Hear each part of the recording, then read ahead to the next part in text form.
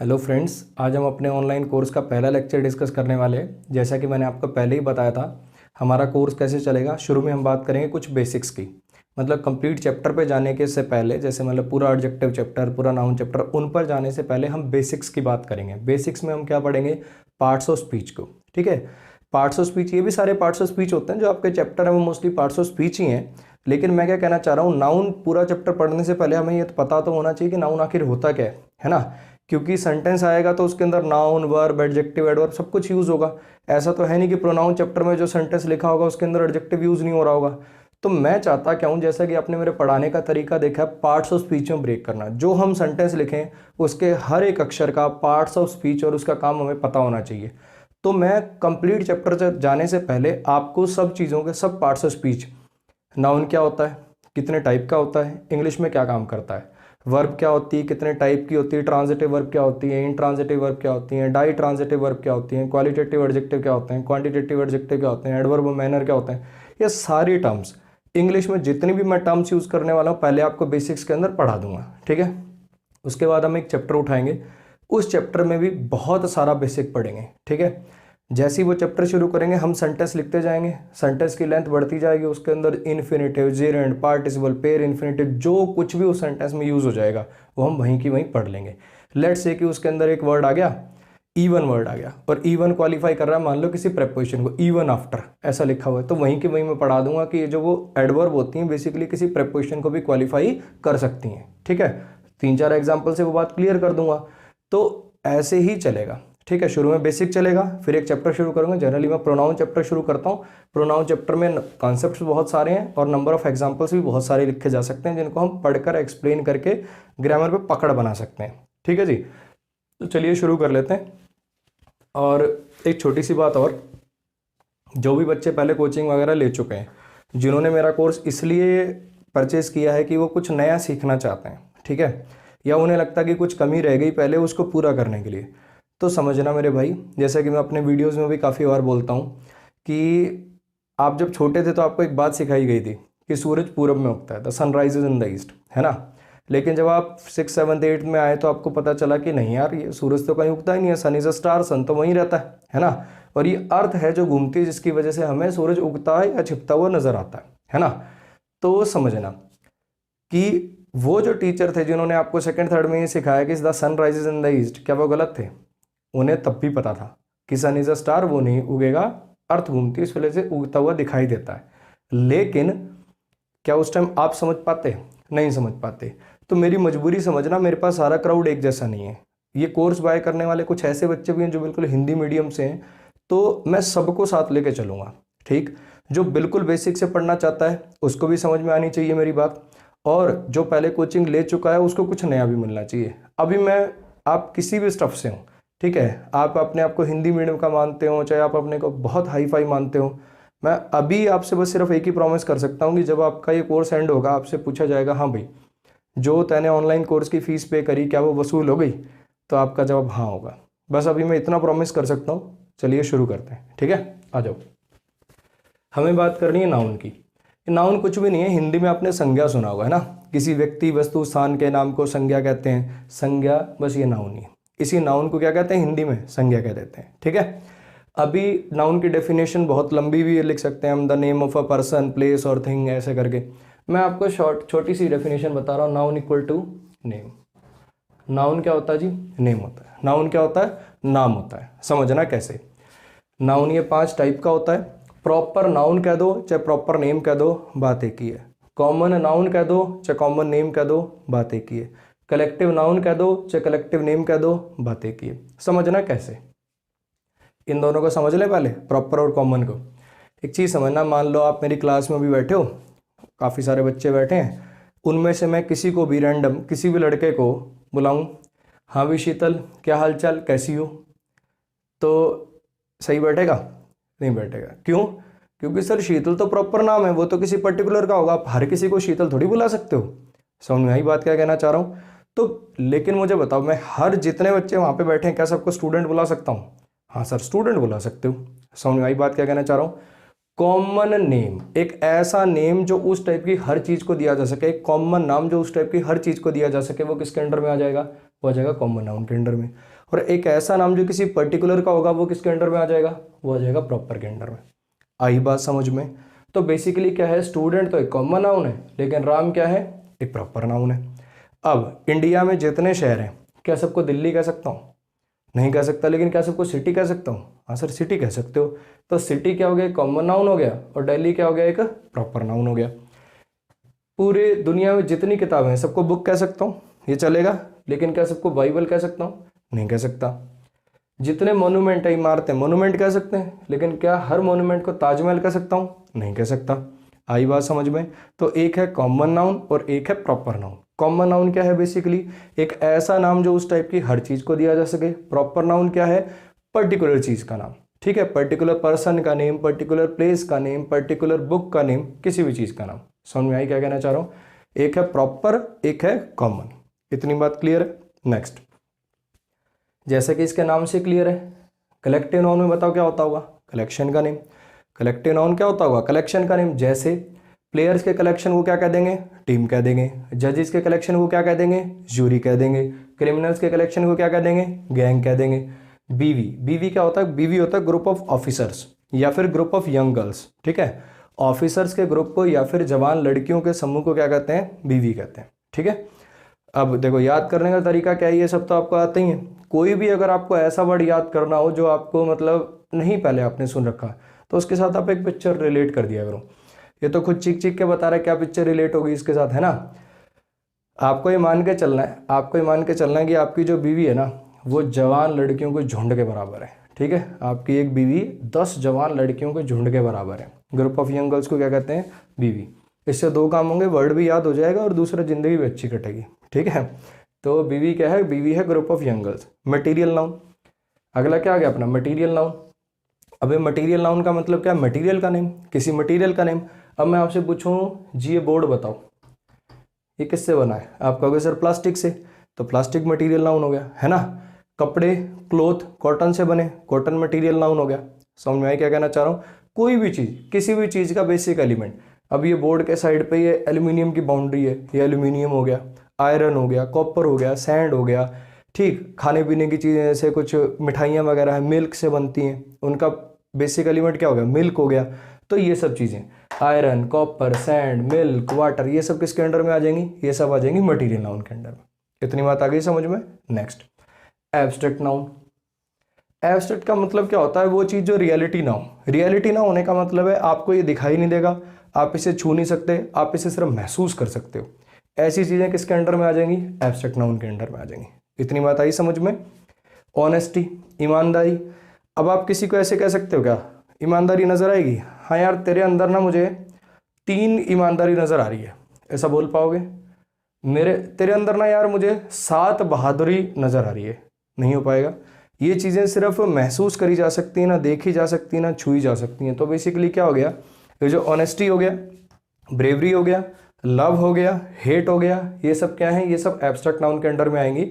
Abstract noun के under में ऐसी चीज़ें आएंगी जिन्हें सिर्फ आप महसूस कर सकते हो, ना देख सकते हो, ना छू सकते हो, ठीक है। फिर से एक बार ये सारा दोबारा से रिवाइज करते हैं, फिर इस कॉन्सेप्ट को थोड़ा सा और आगे बढ़ाते हैं।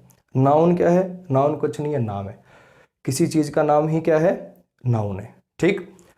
किसी पर्टिकुलर चीज़ का नाम प्रॉपर नाउन। एक ऐसा नाम जो उस टाइप की हर चीज़ को दिया जा सके। एक आधा एग्जाम्पल से और समझ लो, बनियन ट्री जानते हो, बनियन ट्री, जिसे हम हिंदी में बड़ का पेड़ कहते हैं, बड़ का पेड़, ठीक है। अब वो बड़ का पेड़ जो होता है, अब मान लो कि आप रोड पे चल रहे हो, ठीक है, आपको रोड के साइडों पे पेड़ नजर आ रहे हैं, क्या सबको बनियन ट्री कह सकते हो, नहीं कह पाओगे, है ना, क्योंकि बनियन तो बड़ का पेड़ है। कीकर के पेड़ को, नीम के पेड़ को तो बनियन नहीं कह पाओगे, लेकिन क्या सबको ट्री कह सकते हो, हाँ सर ट्री कह सकता हूँ। तो ट्री कॉमन हो गया और बनियन प्रॉपर हो गया। इतनी बात आई समझ में। तो बेसिकली कहना क्या चाह रहा हूँ, एक ऐसा नाम जो उस टाइप की हर चीज़ को दिया जा सके, वो तो कॉमन के अंडर में आ गया, और कोई पर्टिकुलर वो किसके अंडर में आ गया, वो आ गया प्रॉपर के अंडर में, ठीक है जी। अब आ जाओ कलेक्टिव नाउन पे। कलेक्टिव नाउन क्या है, किसी कलेक्शन का नेम है। कलेक्टिव नाउन क्या है, किसी कलेक्शन का नेम है। अब मान लो कि टीम, प्लेयर्स का कलेक्शन हो तो टीम हो गया, जजेस का कलेक्शन हो तो जूरी हो गया। कलेक्शन का नेम क्या हो जाएगा, कलेक्टिव नाउन हो जाएगा। किसी चीज़ का बेसिक एलिमेंट जिससे कोई चीज़ बनी हो, वो किसके अंडर में आ जाएगा, मटेरियल नाउन के अंडर में आ जाएगा। ऐसी चीज़ें जिन्हें सिर्फ महसूस किया जा सकता है, ना देखा जा सकता, ना छुआ जा सकता, वो किसके अंडर में आ गई, वो आ गई एब्स्ट्रैक्ट नाउन के अंडर में। इतनी बात क्लियर है। अब इसी डिस्कशन को थोड़ा सा और आगे बढ़ाते हैं। ठीक, आपने एक टर्म सुनी होगी, काउंटेबल नाउन, अनकाउंटेबल नाउन। सुना ऐसा? Countable, uncountable. काउंटेबल का मतलब क्या है? जिसे गिना जा सके। काउंटेबल का बेसिकली मतलब क्या है? जिसे गिना जा सके। और अनकाउंटेबल का मतलब क्या है? जिसे गिना ना जा सके। ठीक है, एक बार आप खुद से मुझे दिमाग लगा के बताओ, थोड़ा सा सोचो कि इनमें से कौन से वाले काउंटेबल होंगे और कौन से वाले अनकाउंटेबल होंगे। ठीक है, सोचना है। देखो एक चीज और बता रहा हूं, हम कोर्स में ना बहुत बार क्या करेंगे, मैं आपको बेसिकली ऑफलाइन बैच की फील देना चाहता हूँ इसी वीडियो के थ्रू। वो कैसे? क्लास के अंदर मैं क्या करता हूँ, सेंटेंस लिख देता हूँ, हाँ भाई इसको ब्रेक करो। फिर एक एक बच्चे से ब्रेक कराता हूँ, हाँ भाई तुम बता ये क्या हो गया? सर एडजेक्टिव हो गया। क्यों वर्ब नहीं हो सकता क्या? कैसे जाने कि एडजेक्टिव हो गया? एक एक बच्चे से इंटरेक्ट करने की कोशिश करता हूँ। तो देखो वो चीज़ तो यहाँ पे पॉसिबल नहीं है, लेकिन फिर भी अगर आपने कोर्स बाय किया और आप चाहते हो कि आपको इस कोर्स का फायदा हो, तो जैसे जैसे मैं इंस्ट्रक्शन दूँ देखो उसको फॉलो करना। वरना देखो मेरे को जो बेनिफिट होना था, मॉनिटरी बेनिफिट, वो आपसे हो गया। आपने अब ये वीडियो तभी देख पा रहे हो, इसका मतलब आपने मेरा कोर्स परचेज कर रखा है, लेकिन जो आपको बेनिफिट होना चाहिए वो नहीं हो पाएगा। तो जब अगर मैं बोलूं कि वीडियो पॉज करके इस सेंटेंस को ब्रेक करो, या वीडियो पॉज करके एक बार ठंडे दिमाग से सोचो जो मैं सोचने को कह रहा हूं, ठीक, तो आपको वीडियो पॉज करके वो काम करना है।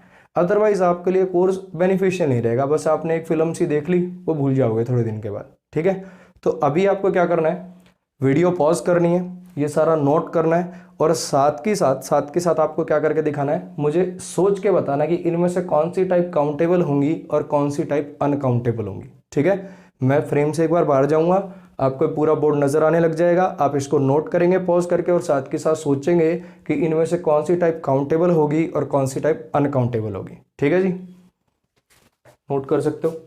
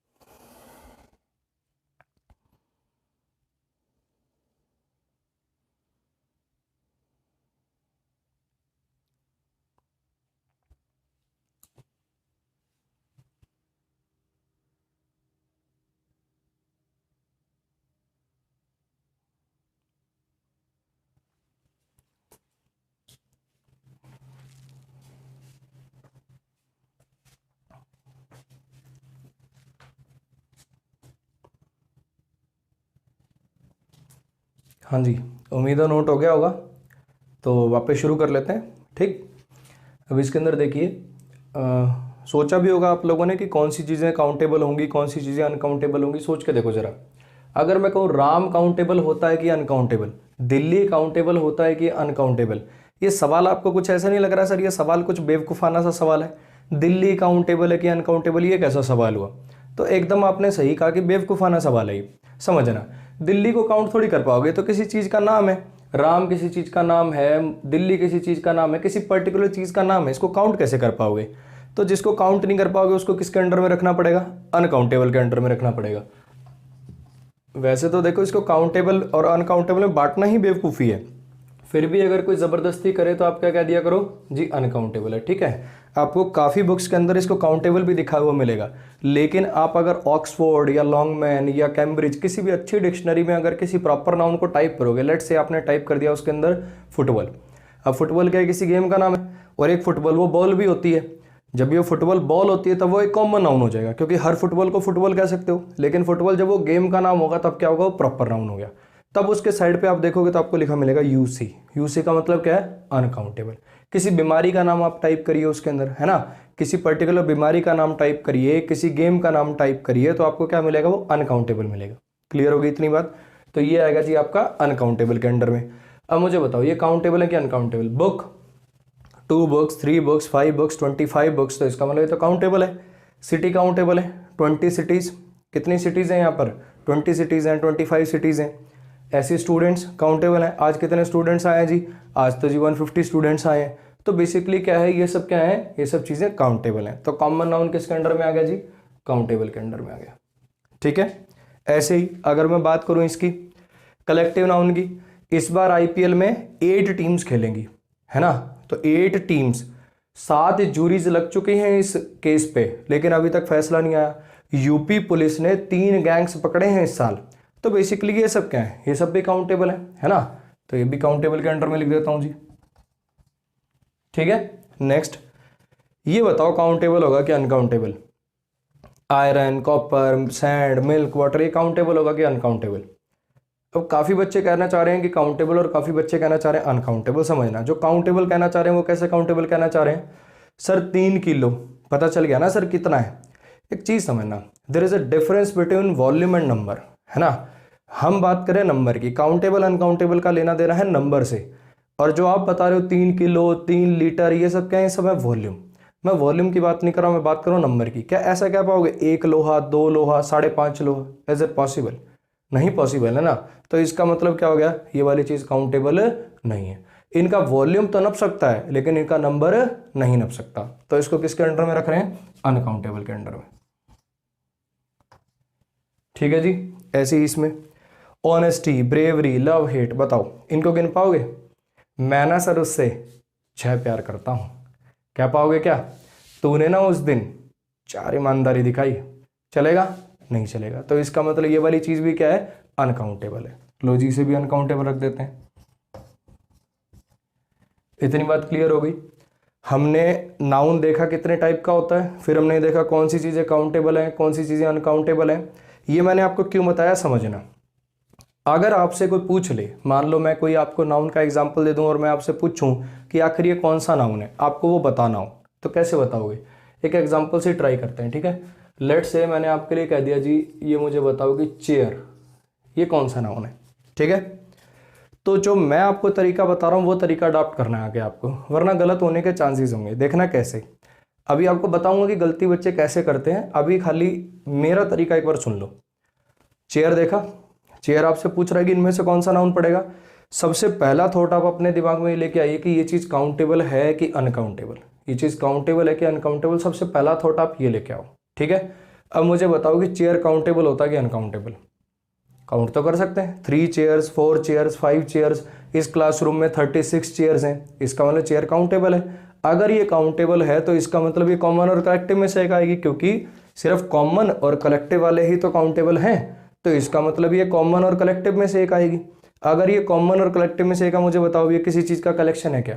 किसी चीज़ का कलेक्शन तो है नहीं। इसका मतलब किसके अंडर में आ गई, कॉमन के अंडर में आ गई। तो चेयर कौन सा नाउन हो गया, कॉमन हो गया। ठीक है, अब आप मेरा एग्जाम्पल समझोगे कि गलती कैसे होती है। मान लो मैंने ये लिख दिया सॉन्ग, ठीक है। अब मुझे बताओ सॉन्ग माने गाना, ठीक, ये काउंटेबल मतलब सॉरी कौन से टाइप का नाउन होगा? तो बच्चा क्या कहेगा, सर सॉन्ग दिखाई तो देता नहीं, सॉन्ग को टच भी नहीं कर सकते, तो सर सॉन्ग एब्स्ट्रैक्ट होगा, है ना। इसलिए मैं कह रहा हूं कि मेरे तरीके से अगर सोचोगे तो देखो गलती होने के चांसेस खत्म हो जाएंगे। आपको सोचना क्या, सबसे पहली चीज सोचो कि ये जो है ये काउंटेबल है कि अनकाउंटेबल, बताओ। गिन तो सकते हो यार, है ना। 5 गाने सुने, आज एक नया गाना रिलीज हुआ है, मेरे फोन में 123 गाने हैं। एक बातें कैसे कह पा रहा हूँ, ये बातें इसलिए कह पा रहा हूँ क्योंकि सॉन्ग काउंटेबल है, तभी तो कह पाऊंगा ना। तो अगर सॉन्ग काउंटेबल है तो वो इन दोनों में से एक हो गया, या तो कॉमन हो गया या कलेक्टिव हो गया। बताओ क्या मान लें इसे, किसी चीज का कलेक्शन तो है नहीं, तो फिर इसे क्या मान दें, ये भी कॉमन हो गया, है ना। अब अगर मैं आपसे पूछूं, बताओ ये बताओ क्या होगा, म्यूजिक।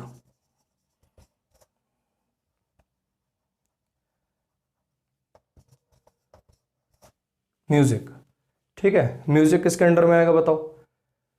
अब म्यूजिक काउंटेबल है कि अनकाउंटेबल, सबसे पहले ये सोचो, है ना। सर अनकाउंटेबल है ये तो, म्यूजिक तो कुछ हो नहीं पाएगा, ये तो अनकाउंटेबल निकला है। अगर अनकाउंटेबल निकला है तो मटेरियल और इसमें से एक होगा।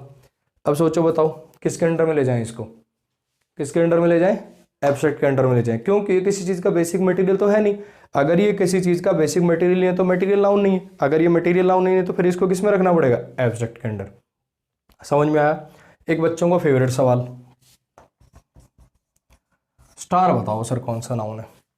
तुम मुझे बताओ अब कि स्टार कौन सा नाउन है। देखो तुम अपने हिसाब से सोचोगे तो दिक्कत होगी, मेरे हिसाब से सोचो। बताओ सबसे पहले क्या देखेंगे, स्टार को क्या देखेंगे, काउंटेबल है कि अनकाउंटेबल है? तुम बताओ काउंटेबल है कि अनकाउंटेबल है? बोलो। काफ़ी बच्चे कह रहे हैं सर काउंटेबल और काफ़ी बच्चे कह रहे हैं सर अनकाउंटेबल। एक चीज़ देखना, आपने सप्तऋषि का नाम सुना है? सप्तऋषि तारे होते हैं सप्तऋषि, वो क्वेश्चन मार्क की फॉर्म में ना 7 तारे होते हैं ऐसे, ठीक है।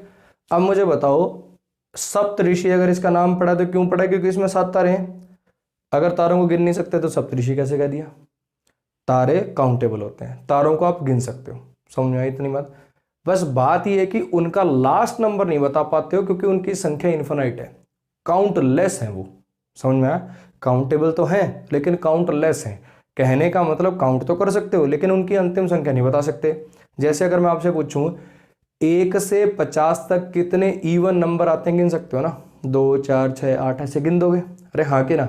लेकिन टोटल इवन नंबर्स कितने होते हैं ये बताओ, बता पाओगे क्या? कहोगे सर इन्फिनिटी। तो वही बात है, तारे काउंटेबल तो होते हैं लेकिन इनका लास्ट नंबर इतना ज़्यादा है कि आप वो नहीं बता पाओगे, इसलिए इनको कहना पड़ेगा काउंटलेस। ठीक, काउंटेबल तो है। अगर ये काउंटेबल है तो बताओ किसके अंडर में आएंगे? कॉमन या कलेक्टिव? कॉमन है किसी चीज़ का नाम, मतलब किसी चीज़ का कलेक्शन तो है नहीं, तो फिर इसे क्या कह दूँ? कॉमन कह दूँ। अगर इसे कॉमन कह दूँ तो फिर ये कॉमन नाउन हो गया। क्लियर हो गई इतनी बात? एक छोटी सी ट्रिक देखो आपको और बताता हूँ, ठीक है। एक रीजनिंग का क्वेश्चन करोगे, छोटा सा क्वेश्चन है, हर बच्चा कर देगा। यहाँ कर देता हूँ, ठीक। मान लो, या फिर अब मैंने बोर्ड भी सारा भर लिया, यहाँ पे कर देता हूँ ऐसा, ठीक है। अब मान लो ये है ए और ये छोटा सर्कल है ये बी, ठीक। अब मेरी स्टेटमेंट सुनना जरा ध्यान से, मुझे बताना स्टेटमेंट ट्रू है कि फॉल्स है। वेन डायग्राम के क्वेश्चन आते हैं ना, वही क्वेश्चन है। ऑल ए आर बी, सब ए बी है, बताओ सही कि गलत? कहोगे सर गलत है। लेकिन अगर मैं ऐसा कहूँ सब बी ए हैं, ऑल बी आर ए, सही गलत? अब कहोगे सर सही है। तो कुछ ऐसी कहानी है, मान लो ये जो बड़े वाला सर्कल है ये रिप्रेजेंट करता है नाउन को, और ये जो छोटे वाला सर्कल है ये रिप्रेजेंट करता है उन नाउन्स को जिनमें एस या ई एस लगाकर उनका एक वचन से बहुवचन हो जाए।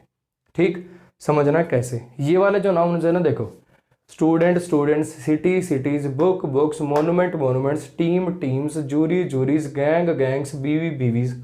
आया समझ में क्या कहना चाह रहा हूँ? इनमें एस या ई एस लगाकर इसका एक वचन से बहुवचन हो जाता है। ऐसे शब्द जिसमें एस या ई एस लगाकर उसका एक वचन से बहुवचन हो जाए वो क्या हो जाएंगे? नाउन हो जाएंगे। लेकिन क्या हर नाउन का एस या ई एस लगाकर एक वचन से बहुवचन होगा? नहीं होगा। आई बात समझ में? अब देखो, नाउन चैप्टर पढ़ेंगे तो इसमें और डिटेल करेंगे। अब काफ़ी बच्चे होते हैं सर आयरन्स भी मैंने सुना है कहीं। हाँ भाई, आयरन्स भी होता है लेकिन उसका मतलब फिर लोहा नहीं, उसका मतलब बेड़िया हो जाता है। सर वाटर्स भी मैंने कहीं सुना है। हाँ भाई, वाटर्स भी होता है लेकिन उसका मतलब फिर पानी नहीं, उसका मतलब जलीय सीमा हो जाता है। जैसे तटीय सीमा होती है ऐसे जलीय सीमा हो जाती है। समझ में आया? सब करेंगे वो सब चीज़ें। सर मैंने लव्स भी कहीं लिखा देखा, आप कह रहे हो इसमें ऐसे ही ऐसे नहीं लगे, लव्स कहीं मैंने लिखा देखा है। मेरे भाई, लव जो होता है ये एक नाउन भी होता है, एक वर्ब भी होता है। Love, loved, loved. जब ये क्रिया का काम करेगा तो फर्स्ट वर्ब की फर्स्ट फॉर्म में सिंगुलर में क्या लिखा जाएगा? लव्स। रोहन लव्स शालिनी, वो वर्ब होता है। जब इसमें ऐसे एस आएगा तब ये क्या होता है? वर्ब होता है। जब ये नाउन होगा तब ये क्या रहेगा? एब्स्ट्रैक्ट होगा, और इसमें ऐसे एस एक वचन बहुवचन इसका पॉसिबल नहीं है। तो वो सब बातें अपन नाउन चैप्टर में करेंगे। अभी के लिए शॉर्ट में क्या सीखा? नाउन एक नाम होता है। नाउन क्या? बस किसी चीज़ का नाम है ना? कोई पर्टिकुलर चीज़ का नाम हो तो प्रॉपर नाउन हो गया। एक ऐसा नाम जो उस टाइप की हर चीज़ को दिया सा कॉमन हो गया। किसी कलेक्शन का नाम कलेक्टिव हो गया। किसी चीज़ के बेसिक एलिमेंट का नाम मटेरियल हो गया। एक ऐसी चीज़ जिसे सिर्फ महसूस किया जा सके, ना देखा जा सके, ना छुआ जा सके, वो किसके अंडर में आ गई? एब्स्ट्रैक्ट के अंडर में आ गई। इतनी बात क्लियर है? फिर हमने ये देखना सीखा कि कौन सा नाउन काउंटेबल है, कौन सा नाउन अनकाउंटेबल है ना? क्या देखा कि ये तो किसी चीज़ का नाम है, इसको तो वैसे तो काउंटेबल अनकाउंटेबल में बांटना ही बेवकूफ़ी है, फिर भी अगर बांटना पड़ जाए तो हमेशा कह देंगे अनकाउंटेबल। कॉमन और कलेक्टिव वाले किसके अंडर में आ गए? काउंटेबल के अंडर में। ठीक है। मटेरियल और एब्स्ट्रैक्ट वाले किसके अंडर में आ गए? अनकाउंटेबल के अंडर में। अगर कोई आपसे पूछ ले, अगर कोई आपको नाउन का एग्जाम्पल दे दे और आपसे पूछ ले बताइए जी ये कौन सा नाउन है, तो फिर आप क्या कहोगे? आपको सबसे पहले सोचना है कि वो चीज़ काउंटेबल है कि अनकाउंटेबल। अगर वो चीज़ काउंटेबल है तो इन दो में लाई करेगी, है ना? अगर कलेक्शन हुई तो ये, ना हुई तो कॉमन। अगर वो चीज़ अनकाउंटेबल तो इन दोनों में लाई करेगी। अगर वो चीज़ दिखाई देती होगी, किसी चीज़ का बेसिक मटेरियल होगी तो मटेरियल, और दिखाई ना देती हो, आप सिर्फ महसूस कर सकते हो, तो एब्स्ट्रैक्ट। ठीक, प्रॉपर तो बच्चे देखते ही पहचान लेते हैं, है ना? कन्फ्यूज़न होती है इन सब में, वो सब के लिए आप ये वाला तरीका अपना लेंगे। ठीक है, तो हमने नाउन देख लिया, नाउन की टाइप देख ली, नाउन काउंटेबल होता है कि अनकाउंटेबल होता है, ये सब चीज़ें देख ली। ऐसे एस कॉमन और कलेक्टिव में लगता है, बाकी सब में ऐसे एस नहीं लगता क्योंकि वो अनकाउंटेबल होते हैं, है ना। ऐसे एस लगाने का मतलब क्या है, एक वचन बहुवचन, सिंगुलर प्लूरल। अब कोई चीज़ अगर अनकाउंटेबल है तो उसका एक वचन बहुवचन कैसे होगा, समझ में आई इतनी बात। अब हमें क्या देखना, अब हमें देखना नाउन का ग्रामर वाला काम, कि आखिर नाउन में ग्रामर में मतलब नाउन ग्रामर में काम क्या करता है। जैसे एडजेक्टिव को अलग काम दे रखा है, एडजेक्टिव को काम दे रखा है किसी नाउन या प्रोनाउन की विशेषता बताना, वर्ब को काम दे रखा है किसी एक्शन को रिप्रेजेंट करना, ऐसे नाउन को भी अंग्रेजी में कुछ काम दे रखा है, तो वो वाला काम देखेंगे। अब फिर से वही बात, स्क्रीन से आउट हो रहा हूँ, आपको जो भी कुछ और लिखा है अगर वो नोट करना तो आप नोट कर सकते हैं। ठीक, फिर मैं दोबारा से बोर्ड वापसी लिख दूंगा इसको और फिर उसके साथ मिलता हूँ, ताकि ये बोर्ड को रब करना लिखना वो सब टाइम आपका वेस्ट नहीं हो। ठीक है जी, आया समझ में। अब मैं बोर्ड से स्क्रीन से आउट हो रहा हूँ, आप इसको लिख सकते हो पूरे को पॉज करके आराम से ना। तो पहले वाला आपने नोट कर लिया होगा।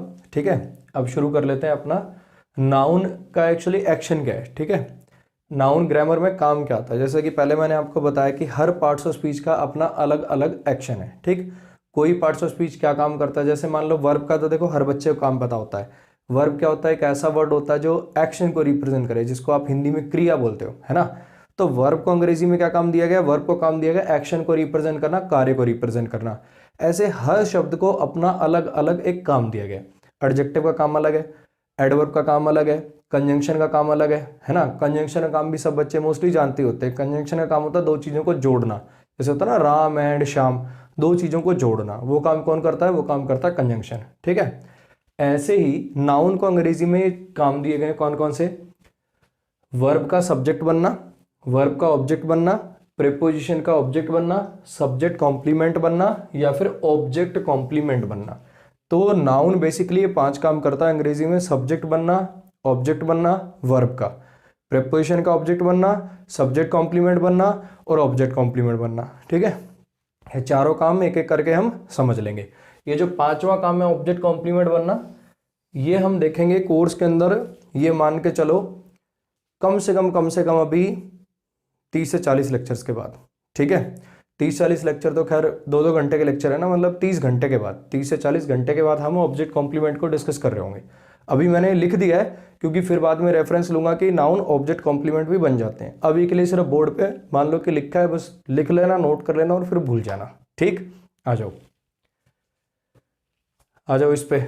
अभी देखो, फिर मैंने अभी थोड़ी देर पहले भी कहा था, जो बच्चे पहले कोचिंग वोचिंग ले रखे हैं थोड़ा सा सब्र करना पड़ेगा। ठीक है, बहुत सारी बातें हैं जो अभी मैं खुद ही बोलूंगा और 2 दिन बाद खुद ही मुकर जाऊंगा। जैसे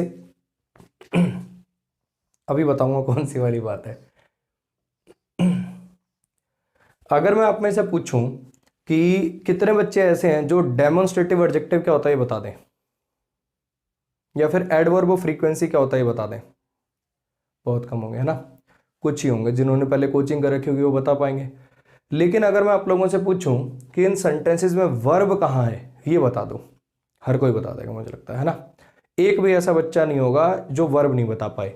वर्ब एक ऐसा वर्ड होता है जो एक्शन को रिप्रेजेंट करे, कार्य को रिप्रेजेंट करे, जिसकी 3 फॉर्म हो। वर्ब क्या होता है, वर्ब एक ऐसा शब्द होता है जो एक्शन को रिप्रेजेंट करे, कार्य को रिप्रेजेंट करे और जिसकी 3 फॉर्म्स हो। ठीक, रटने वाला इसमें कुछ भी नहीं है, समझना। मैं एक सेंटेंस बोल रहा हूं, मैं मूवी देखने गया था। बताओ ये प्रेजेंट है, पास्ट है कि फ्यूचर है। फटाक से बोलोगे सर पास्ट है।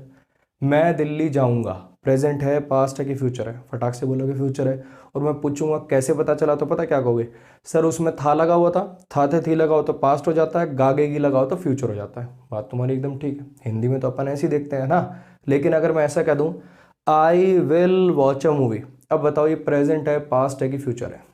बोलो जी क्या है, कहोगे सर फ्यूचर है।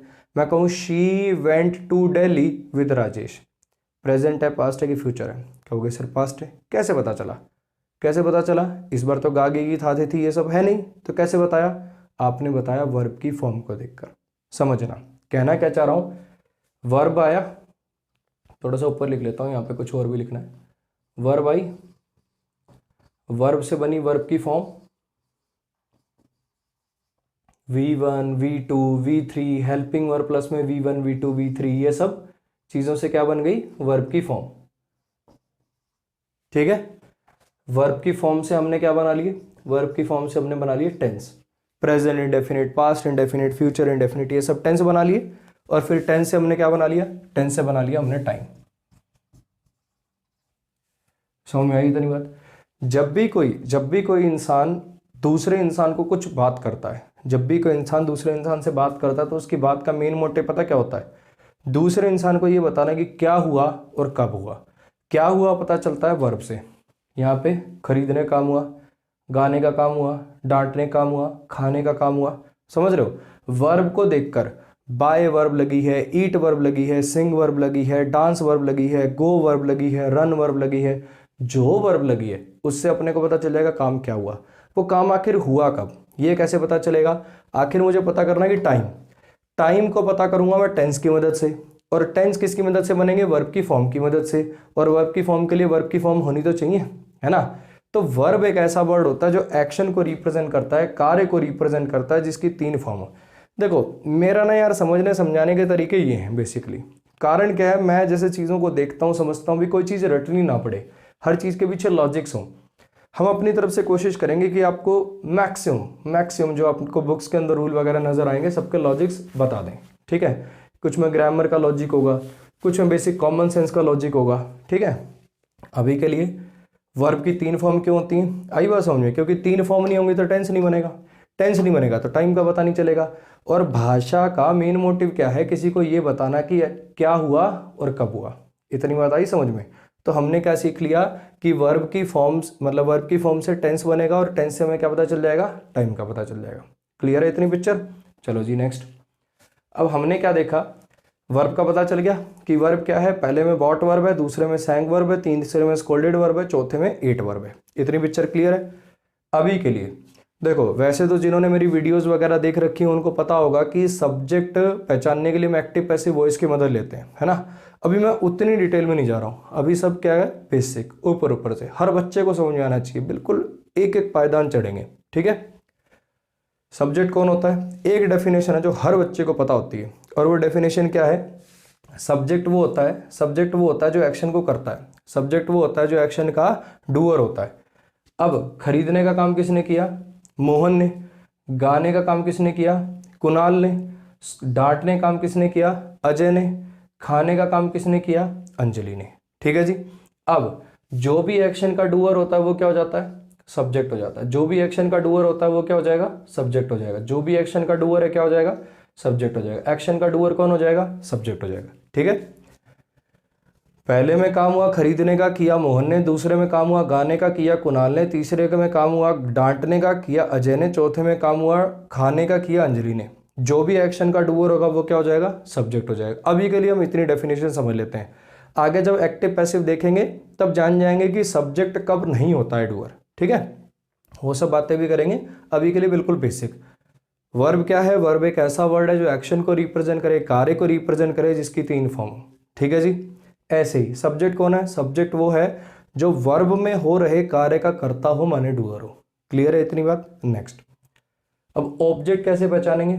ऑब्जेक्ट के लिए मैं आपको एक छोटी सी ट्रिक बता रहा हूं, क्या है, वर्ब से वट या फिर हुम का रिप्लाई, वर्ब से वट या फिर हुम का रिप्लाई, वर्ब से क्या और किसको का जवाब। जब आप वर्ब से क्या और किसको का जवाब लेंगे तो जो उत्तर मिलेगा, जो आंसर मिलेगा, वही क्या होगा, वही आपका वर्ब का ऑब्जेक्ट होगा। ठीक है जी, देखना कैसे। Mohan bought what, Mohan bought what, क्या खरीदा जी मोहन ने, मोहन बॉट वट, क्या खरीदा मोहन ने। वट से जवाब क्या आया, sir book. Mohan bought what, Mohan ने क्या खरीदा, बुक। जो वर्ब से क्या का जवाब आया, जो वर्ब से वट का जवाब आ गया, वो क्या हो गया, ऑब्जेक्ट हो गया। समझ में आया।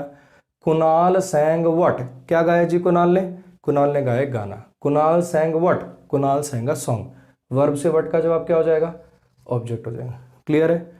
ध्रुव स्कोल्डेड वट, इस बार वट कह पाओगे क्या, इस बार वट नहीं कह पाओगे। क्यों नहीं कह पाओगे, सर ध्रुव तो कोई इंसान है, वट तो चीजों के लिए लगता है और इंसानों के लिए क्या लगता, हूं। ठीक है, तो जब यहाँ पे कोई इंसान की बात करनी होगी तब तो whom आएगा, और जब किसी चीज़ की बात करनी होगी तब क्या आ जाएगा, तब what आ जाएगा। इतनी बात क्लियर है। तो Ajay scolded whom, Ajay scolded whom, Ajay scolded Dhruv. तो ध्रुव क्या हो गया, ऑब्जेक्ट हो गया। वर्ब से वट या whom के जवाब, वर्ब से क्या और किसको के जवाब क्या हो जाते हैं, ऑब्जेक्ट हो जाते हैं। क्लियर है इतनी बात।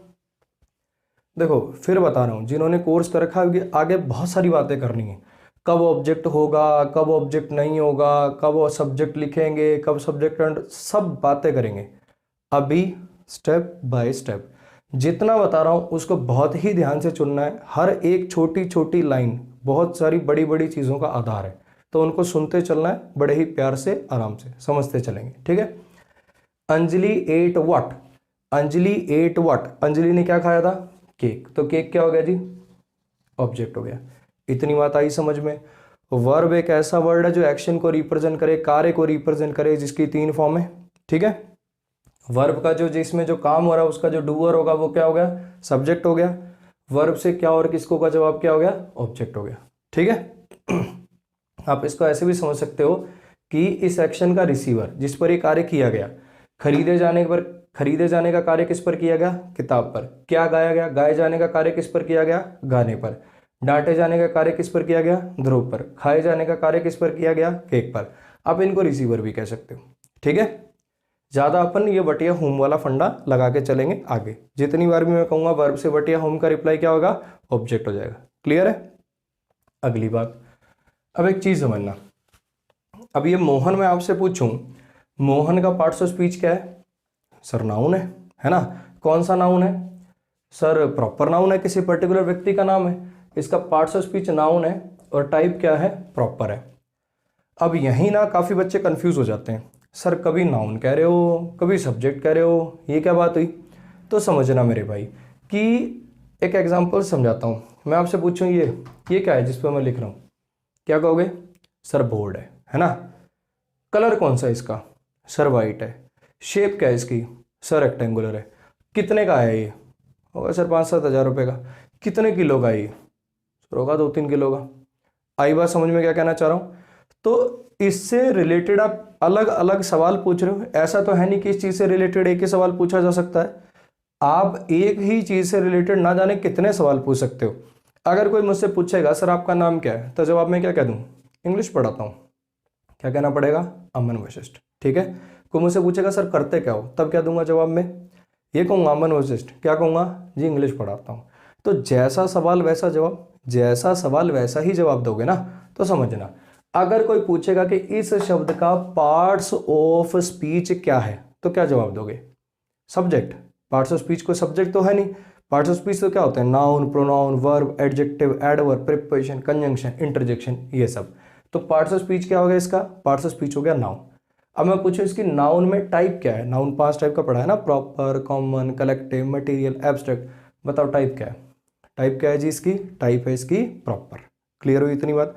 अब बताओ ये काम क्या कर रहा है, काम कर रहा है वर्ब का सब्जेक्ट बनना। तो क्या ध्यान रखेंगे कि एक होता है नाम और एक होता है काम, ठीक। इसका नाम क्या है, बेसिकली इसका पार्ट्स ऑफ स्पीच क्या है, तो कहोगे सर नाउन है। टाइप क्या है, सर प्रॉपर है। काम क्या है, वर्ब का सब्जेक्ट बनना। क्लियर है जी। ऐसे ही इसका बताओ, पार्ट्स ऑफ स्पीच क्या है, सर नाउन है, ठीक है। टाइप क्या है, सर प्रॉपर, सॉरी कॉमन है ना। टाइप क्या हो गई, कॉमन हो गई। हर बुक को बुक कह सकते हो ना, बुक में एस लगा के प्लूरल भी होता है, तो ये कॉमन हो गया। पार्ट्स ऑफ स्पीच क्या है, नाउन। टाइप क्या है, कॉमन। काम क्या है, वर्ब का ऑब्जेक्ट बनना। क्लियर है। पार्ट्स ऑफ स्पीच क्या है, नाउन। टाइप क्या है, प्रॉपर। काम क्या है, वर्ब का सब्जेक्ट बनना। पार्ट्स ऑफ स्पीच क्या है, नाउन। काम क्या है, सॉरी टाइप क्या है, कॉमन। काम क्या है, वर्ब का ऑब्जेक्ट बनना। पार्ट्स ऑफ स्पीच क्या है, नाउन। टाइप क्या है, प्रॉपर। काम क्या है, वर्ब का सब्जेक्ट बनना। पार्ट्स ऑफ स्पीच क्या है, नाउन। टाइप क्या है, प्रॉपर। काम क्या है, वर्ब का ऑब्जेक्ट बनना। पार्ट्स ऑफ स्पीच क्या है, नाउन। टाइप क्या है, प्रॉपर। वर्ब का सब्जेक्ट बनना। पार्ट्स ऑफ स्पीच क्या है, नाउन। टाइप क्या है, कॉमन। वर्ब का ऑब्जेक्ट बनना। ठीक, एक बार में समझ में आ गया था, आई नो, लेकिन बहुत बार बोलता हूँ मैं एक कॉन्सेप्ट को 2 बार 3 बार 4 बार बोलता हूँ। ठीक, चलो आ जाओ। तो यहाँ से हमने क्या सीख लिया, अब नाउन ने काम क्या किया, देखो ये भी नाउन है, ये भी नाउन है, ये भी नाउन है, ये भी नाउन है। नाउन आखिर अंग्रेजी में करता क्या काम नजर आ रहा है आपको सर, ये वर्ब का ना सब्जेक्ट ऑब्जेक्ट बन जाता है।